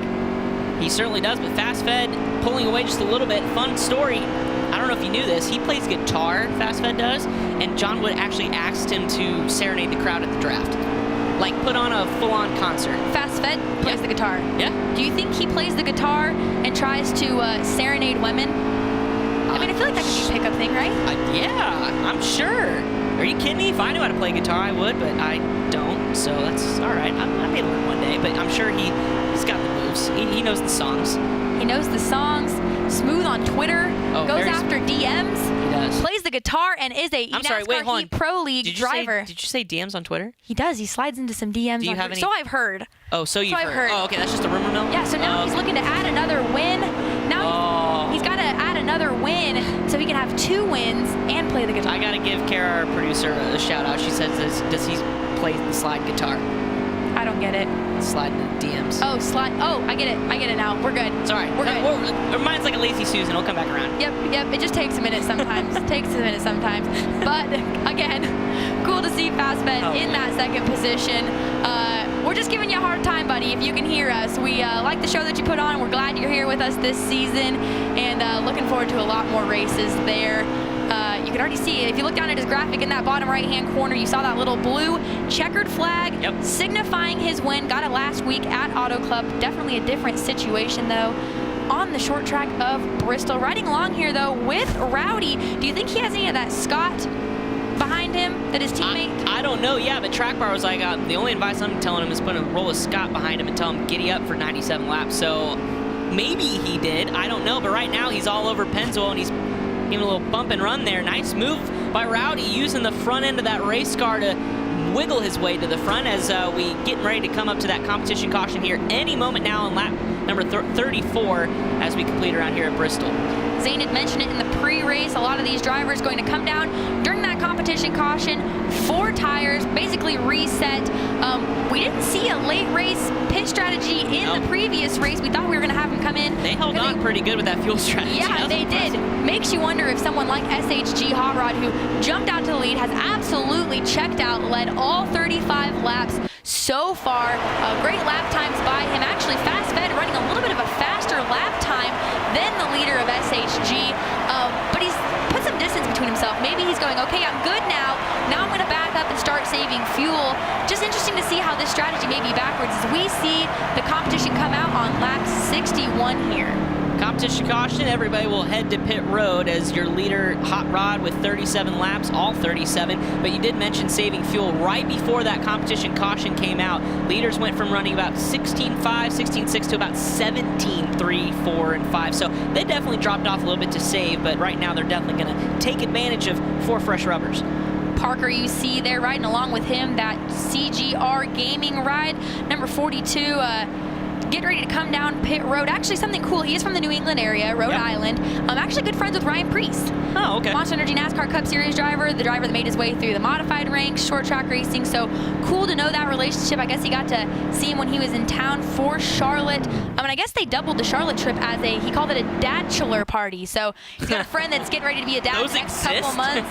Yep, so they all came up to Charlotte, made use of their time in Charlotte. He got to race as well as hang out with his buddies before parenthood ensues. But we're back to green after that caution, competition caution. It looks like SHG picking up right where he left off to take the lead, but not without a challenge from Fast Fed. Side by side there, as you can see, the 14 on the inside as Fast Fed is going to try to poke his nose. He can't get there. Hot Rod will try to shut the door, but right now, side by side here, looking back behind. Boy, we got a great race going on here between the lead, 14 and 32.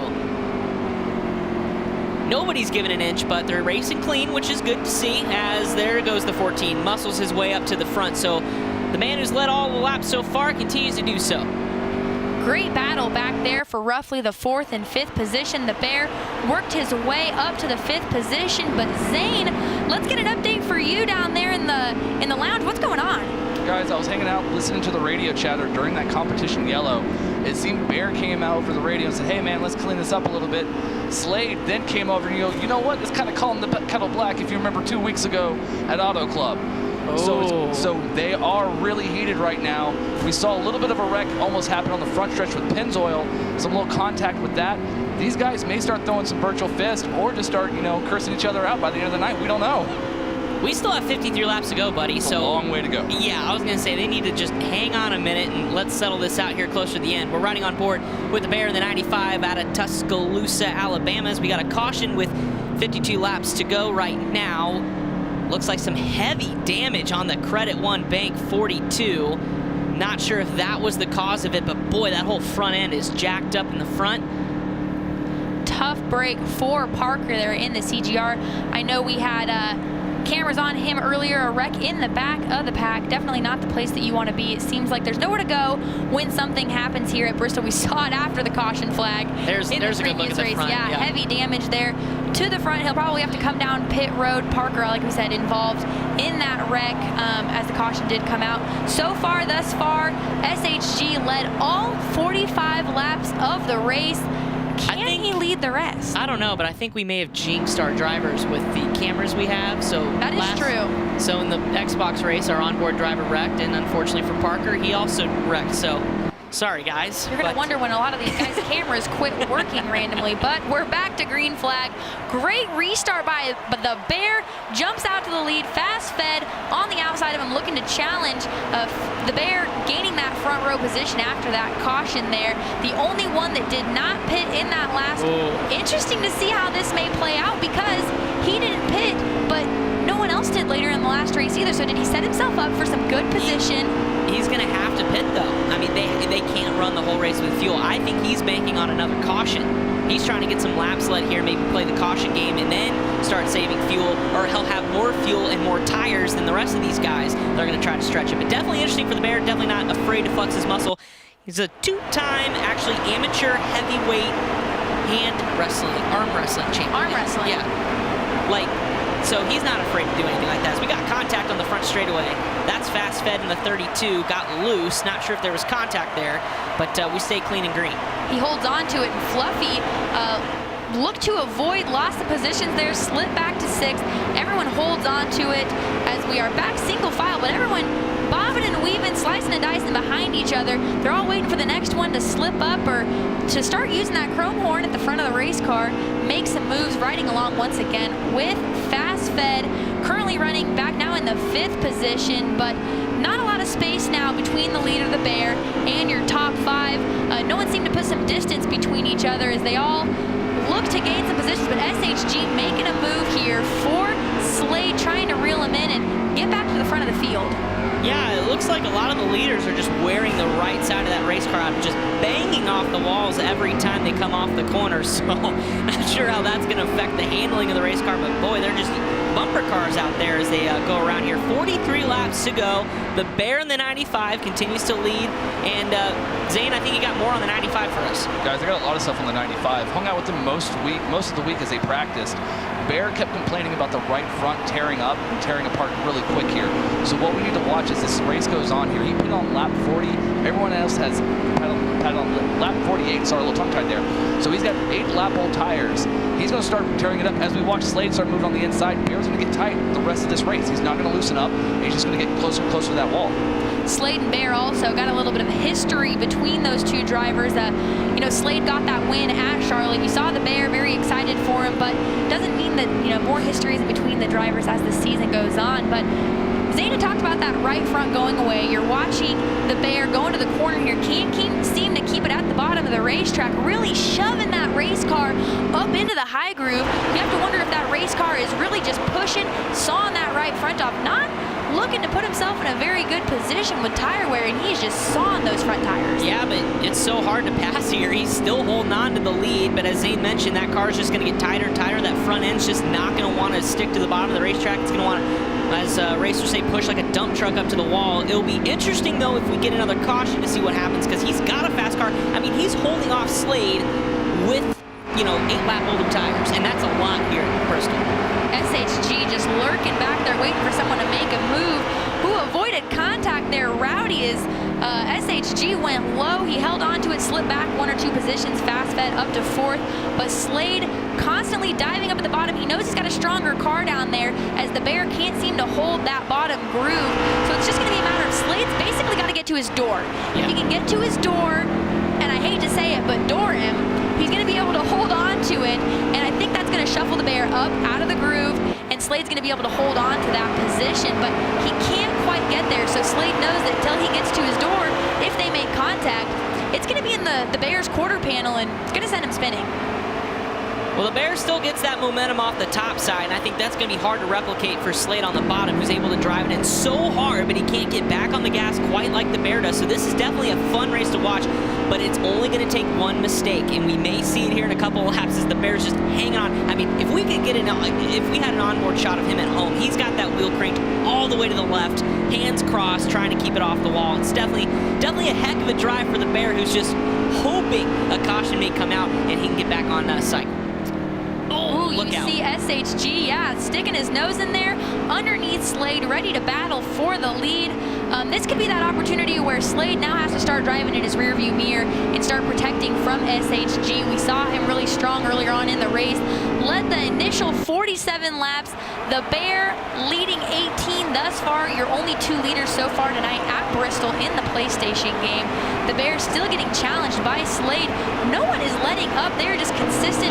Slade gets on the apron, de-wedges the car, and loses that position. He'll slip all the way back to 6th and keeps going backwards down below the apron. That hands that 2nd position over to SHG, and Fast Fed lurking in that 3rd position. Man, one slip up here and Slade shuffles backward. The aprons here at Bristol so tough to drive as we look ahead to Slade. He tries to get that car pointed down on the bottom of the racetrack. He'll come through turns 3 and 4 here, and that's where the apron will come to bite him. If you just try to watch diamonding off the corner trying to get that run, that left side gets right on the black and it turns him sideways. He did have a nice save, recovered to 5th, but boy, he's got some work to do here, and I know he's probably kicking himself for just trying to get a little too much out of the car.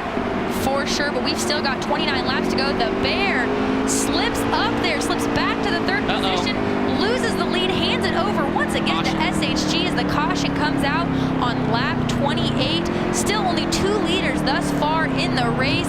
Fast Fed, you see him there off the front of the Bear's nose. Says, hey buddy, you may have it now, but I'm ready to challenge you for it. I honestly think Fast Fed may have something. Ooh, heavy contact there for the 13. Probably the cause of that caution. Kyle Arnold there, you see his car for Germain Gaming there. Contact on that nose. Yeah, we saw him back there with Keffer, JRM Keffer in the 7, so the 2 of them, as well as there's a look at the 25 of Job. So those guys in the backside of the field definitely were starting to get a little dicey there at the end. So brought out the caution. It probably came just at enough time for the 95. It looked like he was slowing just a little bit.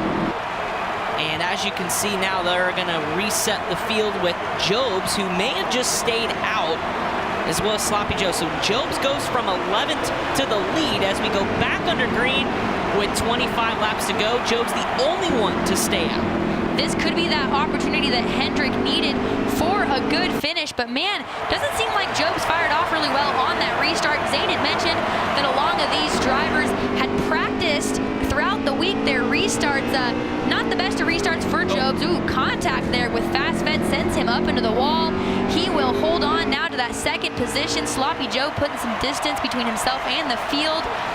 Jobs needs this finish. He needs a good run for Hendrick Gaming or for Hendrick Motorsports to put them in contention for an event win, but I don't think it's going to come easy. Yeah, it's hard when you got 24 older lap tires on your car, and I'm sure that kind of led to the late little get up off the gas, and then right now he's just trying to hang on and defend second. As look out, we got a car on the inside, and they both touch. We know you can hold on to it fuel mileage-wise, but like you'd mentioned, Jobs with a lot more wear on those tires. SHG gets past him, will slide into the second position. Definitely a better car. You can see it's handling much better on the bottom of that racetrack. He'll set his eyes on Sloppy Joe to reel him in for the lead. Sloppy Joe having led 5 laps so far compared to SHG's 50 earlier on in the race. So SHG looking to track him down for the lead. But let's go down and let's get an update from Zane on that last caution. What's going on in everyone's mind, Zane? Lots of anger, lots of frustration, a couple of curse words, like I said earlier, was going to happen. But right now, what was going on is Jobs was getting heated, and then Kyle Arnold, also known as Red, came over the radio and said, you know what? No, I don't want to hear a word. My car is totally destroyed. 40% aero damage. My engine's busted. You know what? If you're really upset, wait till the next live event. Fight it out on top of the stage in front of everybody. Let's not do this right now. Wow. So Red is not happy at this point, and he is waiting for the race to end. We got a call out, Hannah. Fisticuffs. Hey, you know, we saw the call out earlier with the competitiveness between Penske and SHG, and SHG during that regains the lead. Hot Rod started on the pole, slipped back a couple positions, and has regained the front of the field. Continues to lead a little wobble there. You saw it there. We talked about Kyle Arnold with that heavy damage earlier, running in 11th, but SHG Hot Rod back to the front of the field. Sloppy Joe, I think he's got something for him, but man, if SHG continues to be that dominant, ooh, so wobble there also by the Bear, slips back to that 6th position. Contact with the 95, yeah, so the Bear slips back just a little bit. Best battles right now kind of toward the back of the racetrack. Voltage, we haven't talked about him a lot, sitting in that 8th position. Mike RPM as well, and then your damaged car, the 13 of Kyle Arnold, who moves up a spot to 9th. So right now, side by side, though, is the 8 of Sloppy Joe gets passed by Rowdy, who in the 47 is... Wow, that Scott's is probably kicking in for him now after we've run about 54 laps of this race. So, or excuse me, we ran more than that, but 15 laps to go.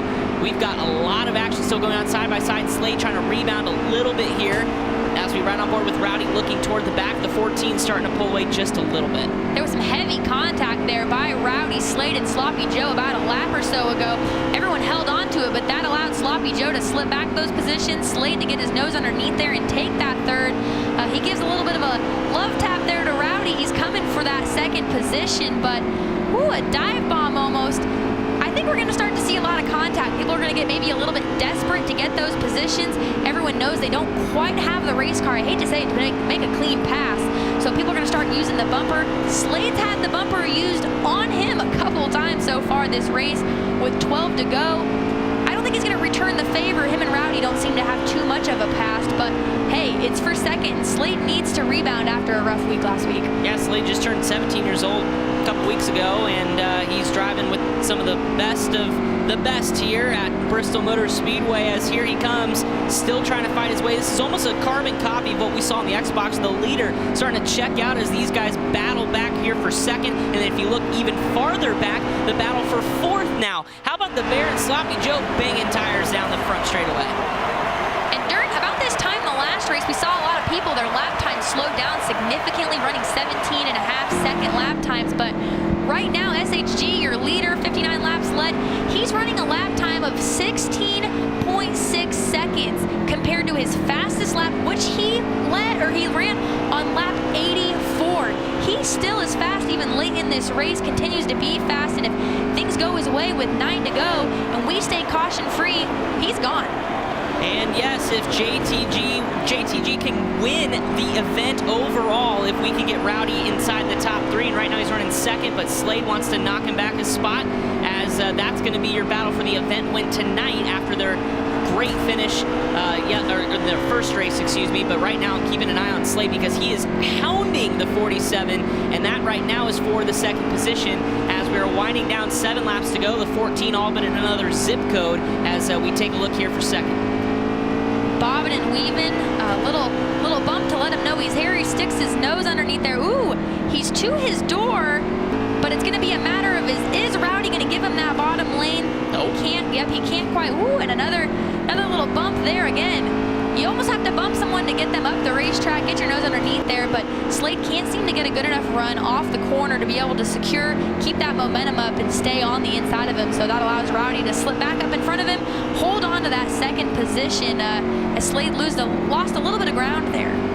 So JTJG could have a 1-2, a first and second place finish if Rowdy can hang on to second and take the event win. Slade, though, trying to spoil the party. The Bear still 5 seconds back. We got a caution with 4 laps to go in this one. So caution is out, and boy, throw the scripts out the window as this will be a shootout. Do we have anything for the leader as that about, 2-second lead just got shut to nothing?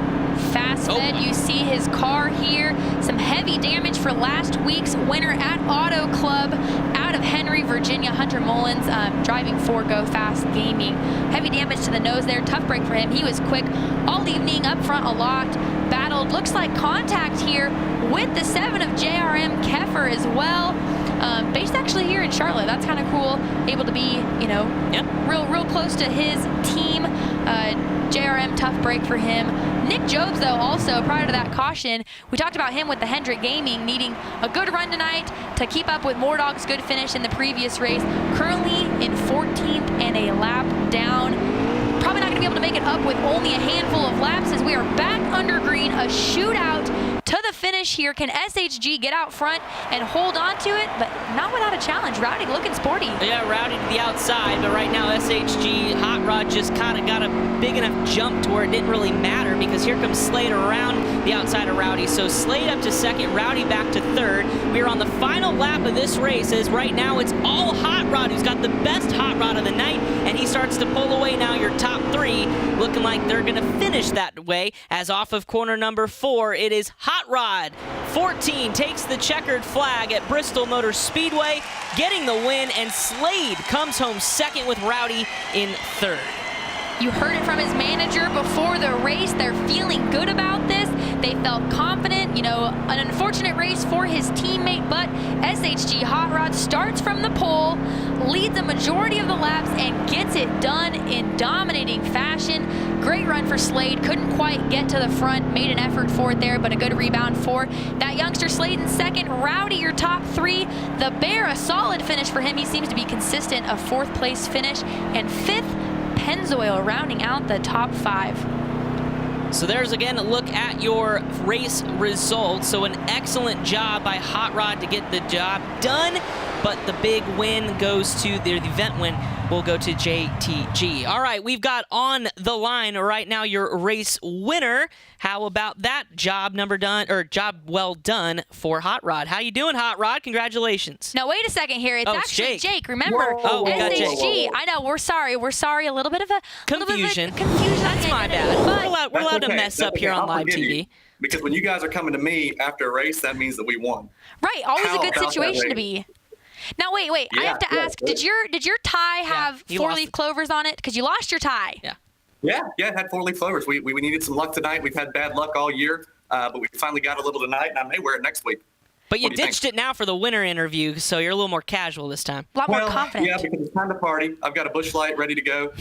So we were able to get the win tonight on the PS4 with Hot Rod, and now we'll look forward to next week. How much confidence, or how much is your confidence boosted knowing, hey, your Xbox player had an okay night, a phenomenal night, obviously the win in the PlayStation, sitting pretty good overall in points as well. That confidence has got to carry on to the next race. No doubt about it. It's exactly what we needed. We had a couple of rough races, but to come in here and show promise and to be dominant like we were, like I said we would be, it's definitely a good place to be in, and we're looking forward to Watkins Glen next week. Awesome. Well, we are looking forward to it as well. Little road course racing action to shake things up. Again, congratulations on your guys' win tonight at Bristol. Thanks, guys. Cool to see. SHG, Hot Rod, he is calm. It's the manager, man. I know, you got to be cool, calm, and collected when it comes to that. I know. Me too. But although SHG, we just talked to Jake Morris, the voice, had a great night, they didn't quite go home with the event win for tonight's race at Bristol. Your big winners that will be locked into the playoffs based off a combined team score. You see the drivers there, Rowdy and Track Bar. That means JTG takes the event win here at Bristol Motor Speedway, round number 3. They are now locked in the playoffs, and it's pretty awesome for them because now they can focus on that get into that top run of the championship as we take a look at the unofficial standings. 3 races so far, 3 different event winners. Team Penske sitting pretty atop the unofficial standings there. 225 points. They got that initial win in Charlotte.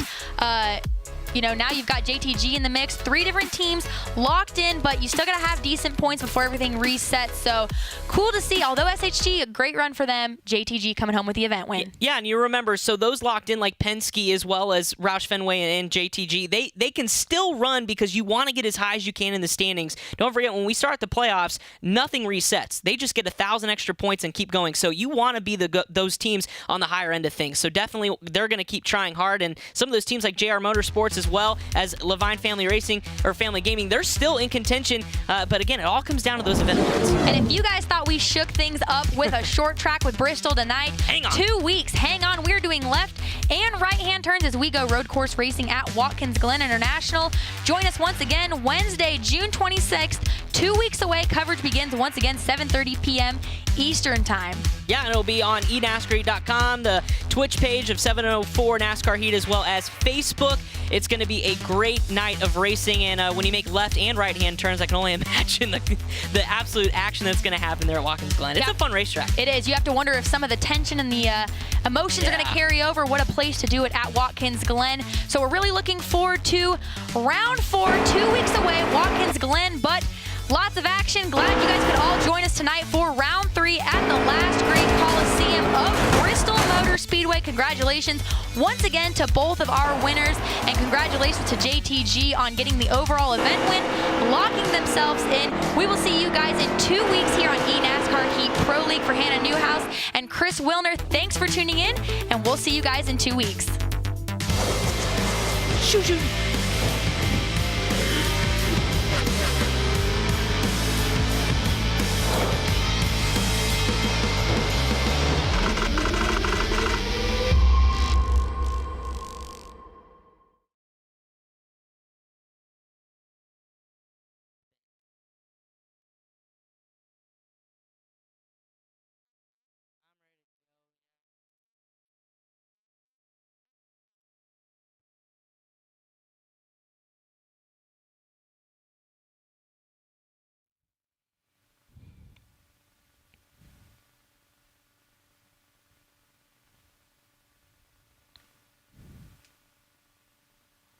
So, I guess his surgery failed, so they're going to try and transfer him. What does that mean?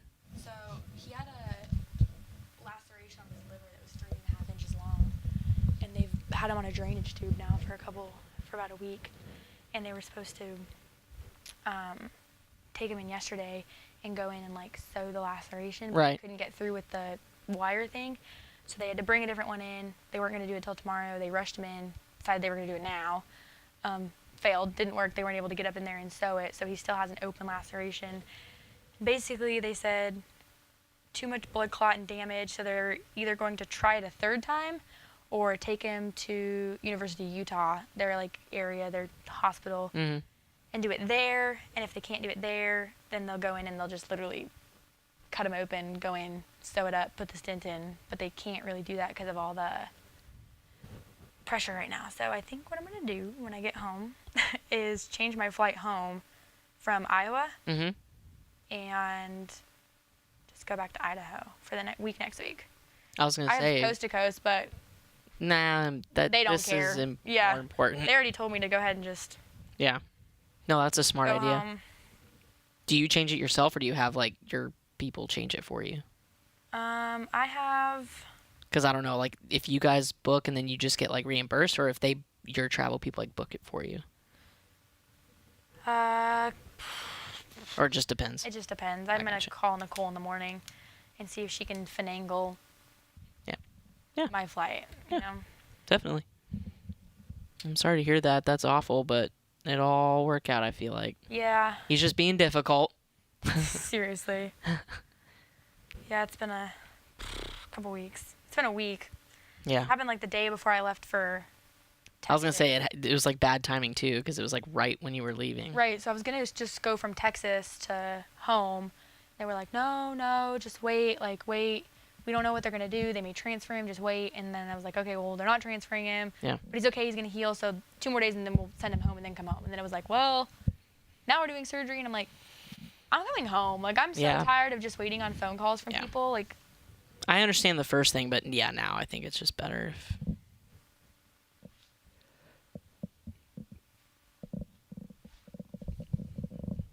Oh boy, they posted the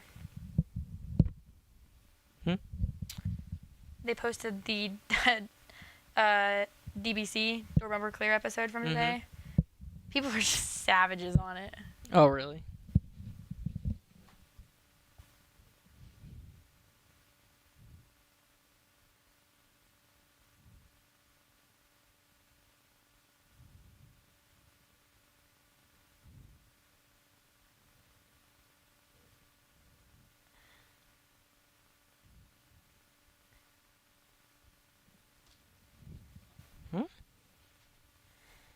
At 7:29, so right before we went on, Maggie texted me and said, "Hannah's mic is hot."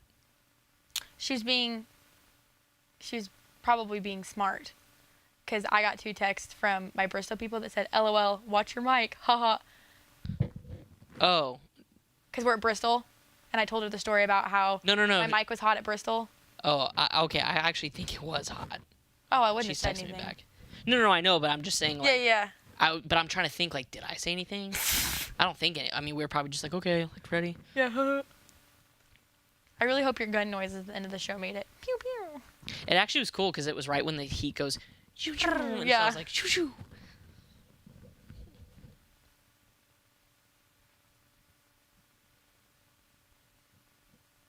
She was like, you just heard background noise. Oh, like, cool. I was like, well, that's good. I texted her, that's good. She goes, yeah, we wouldn't want another douchebag. Is that what she said? Yeah. Called it, dude. She saw it on Twitter and sent it to me. I was like, oh, trust me, we know. Yeah. She was like, laughing, crying face. I was like, yeah, it was pretty funny.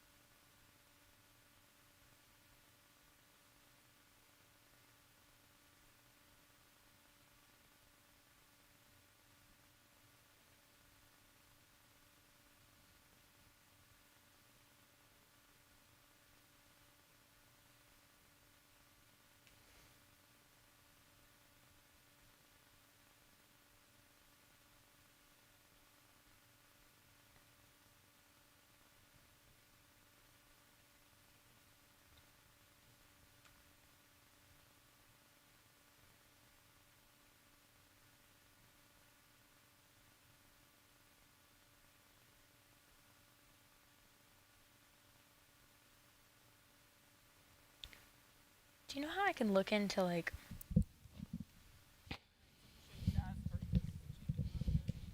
Okay. So it'll be Xbox.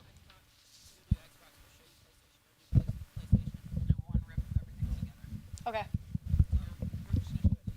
Okay.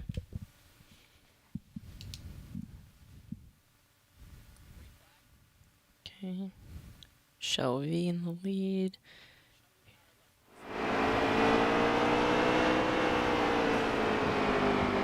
Contact by, was that track bar? Yeah, track bar wobble. Then Slick to the inside, then Slick tried the outside, and they got into it. And here goes Mordog.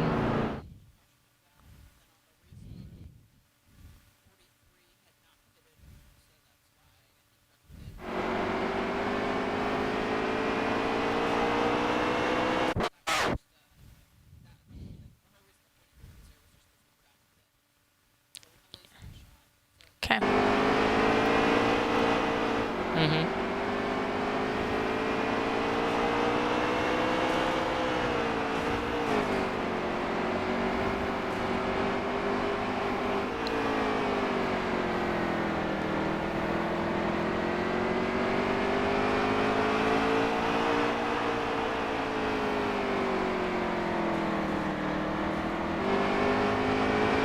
Garbage on the inside. That was after the race. Yeah. So checkers and wreckers. With Track bar. track bar winning.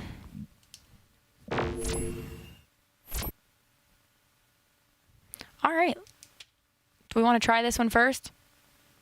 Yeah. Cool. I was like, if we try and even like lay out PlayStation, I'm going to start calling people the wrong names right away. No, it's fine.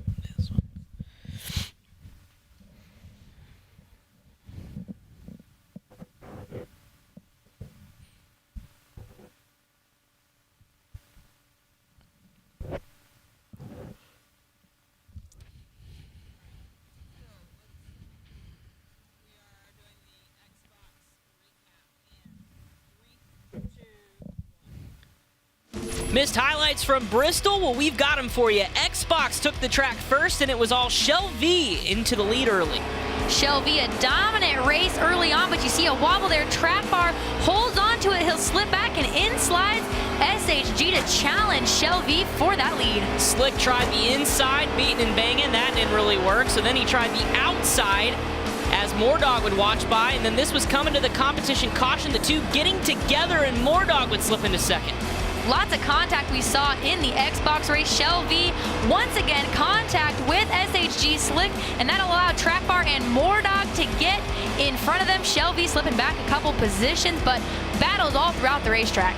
Yeah, Penske and SHG don't have a lot of good blood between the two as we ride on board with Mordog. Here's a look back at Garbage and Garbage, yeah, back there with Shelby, trying to muscle their way back through the field. Garbage gets to the lead, and then this was right at the end of the race. Checkers or Wreckers was the name of the game, spinning after the start-finish line, but it was Track Bar who checked out and collected that win for JTG. Here's a look at your finishing order. So Track Bar gets the big win in the 37. Garbage coming home second there at Checkers or Wreckers, and then Shelby, last week's winner, getting third. A strong run for Mordog in the fourth position. SHG rounding out your top five in fifth. Awesome run by Wow That's Garbage, but it would be Track Bar at the end of the night and JTG with the event win.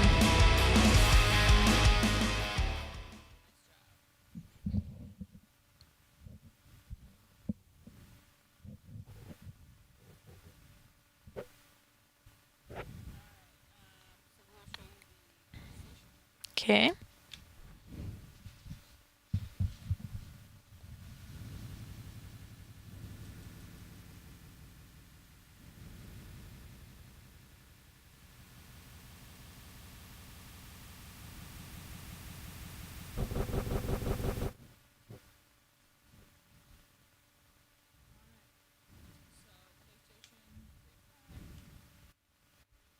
Hot Rod. Fast Fed. Slade.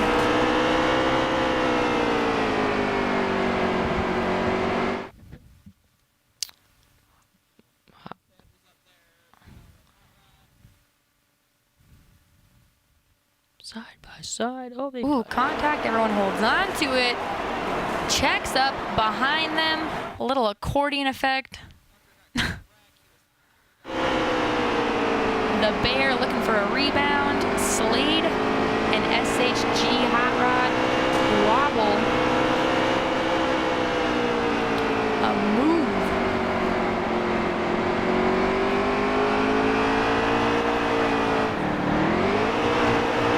Jobs and Sloppy. That's Sloppy, right? And then Go Fast or Fast Fed. Fast Fed. Yeah.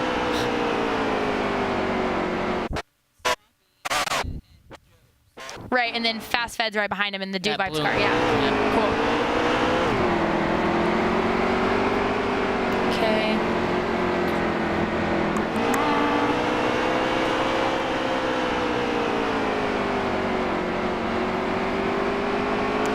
No, it's Sloppy and Hot Rod. Sloppy on the outside. The roles have reversed.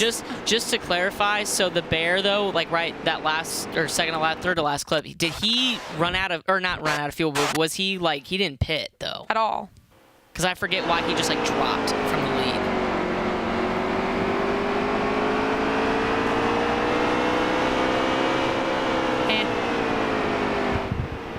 We'll just say he acquired it after a pit stop, not pitting, and dropped like a rock. Yeah.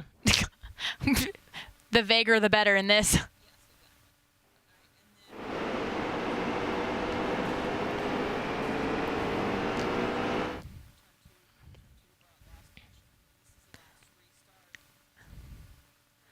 Hot Rod. Rowdy tried to give him everything he could on the outside, but Hot Rod had a better jump, and Hot Rod. Slade. Cool. Sweet. That works. Let's do this. You want me to bring this back? Sure.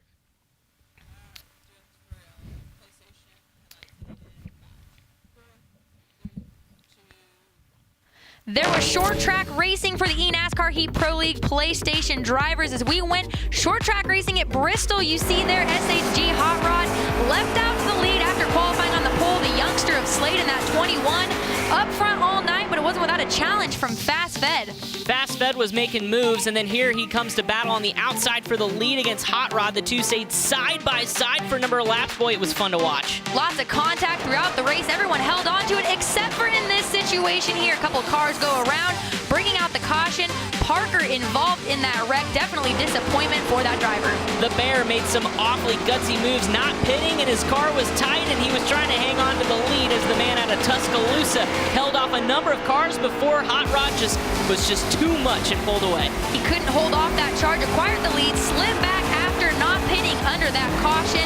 Also here, Jobs, another one of those drivers, acquired a lead after not pitting in a caution. Sloppy Joe would then clear him, and Jobs just dropped like a rock. He certainly did, as Sloppy and Fast Fed both capitalized on that, but then here comes Hot Rod. He had a fast one all day long as he gets to the inside as Sloppy Joe for the lead. No one had anything for the SHG driver. Dominating all night, Sloppy Joe tried to make a run for it, couldn't quite make it happen. There was a late caution though, a wreck in the back of the pack that set us up for a shootout, but it would be SHG that would find his way back up to the front where he's been all night long. Check out, get that win, and leave the battle for the rest of the field right behind him.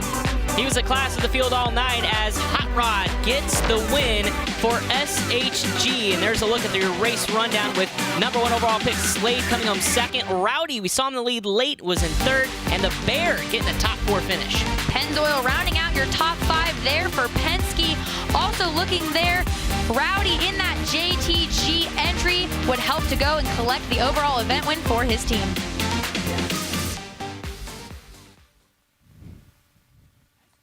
Cool. Sweet. Cool.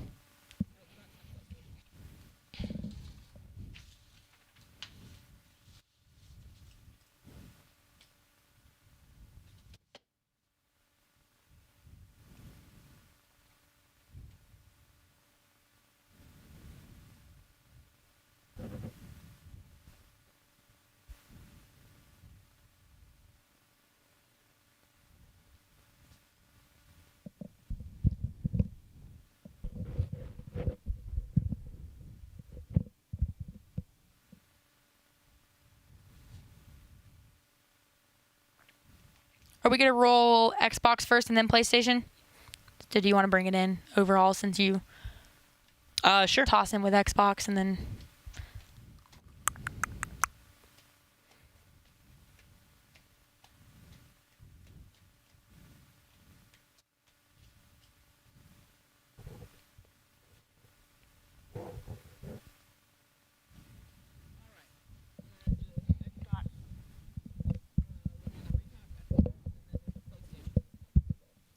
Cool. Copy.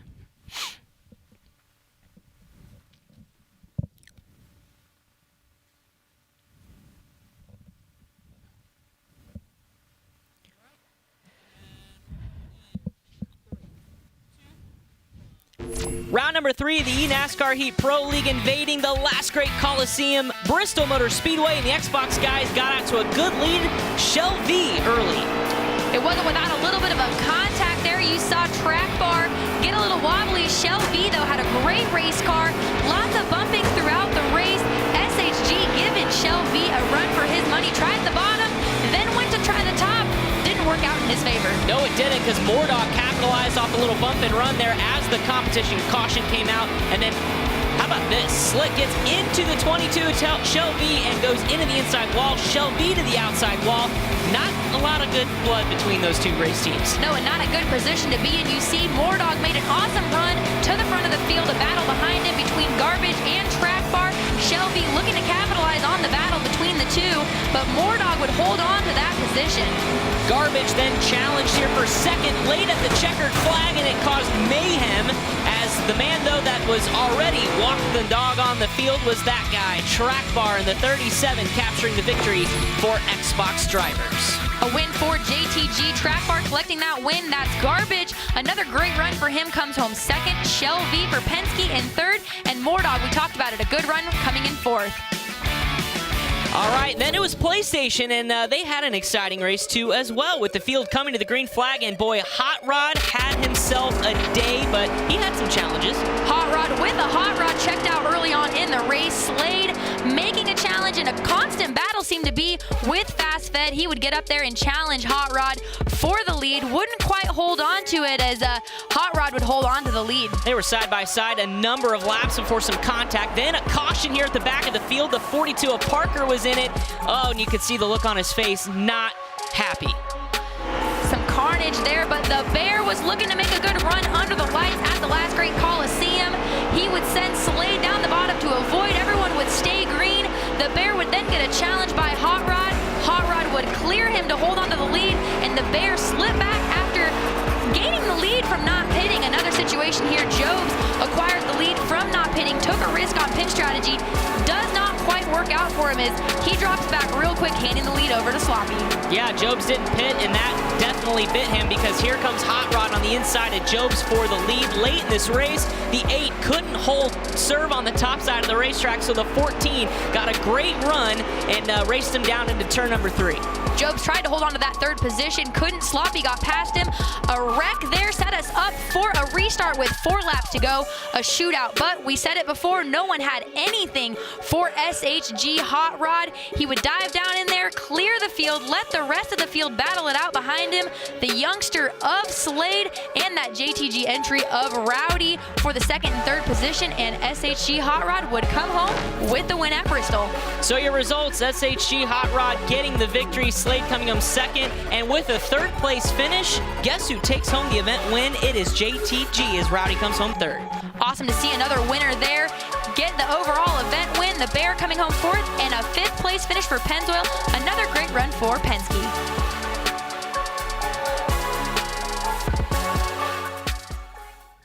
Cool. Wow, we went from 20 takes to 1. It's pretty good. Yep, thanks. Cool, thank you.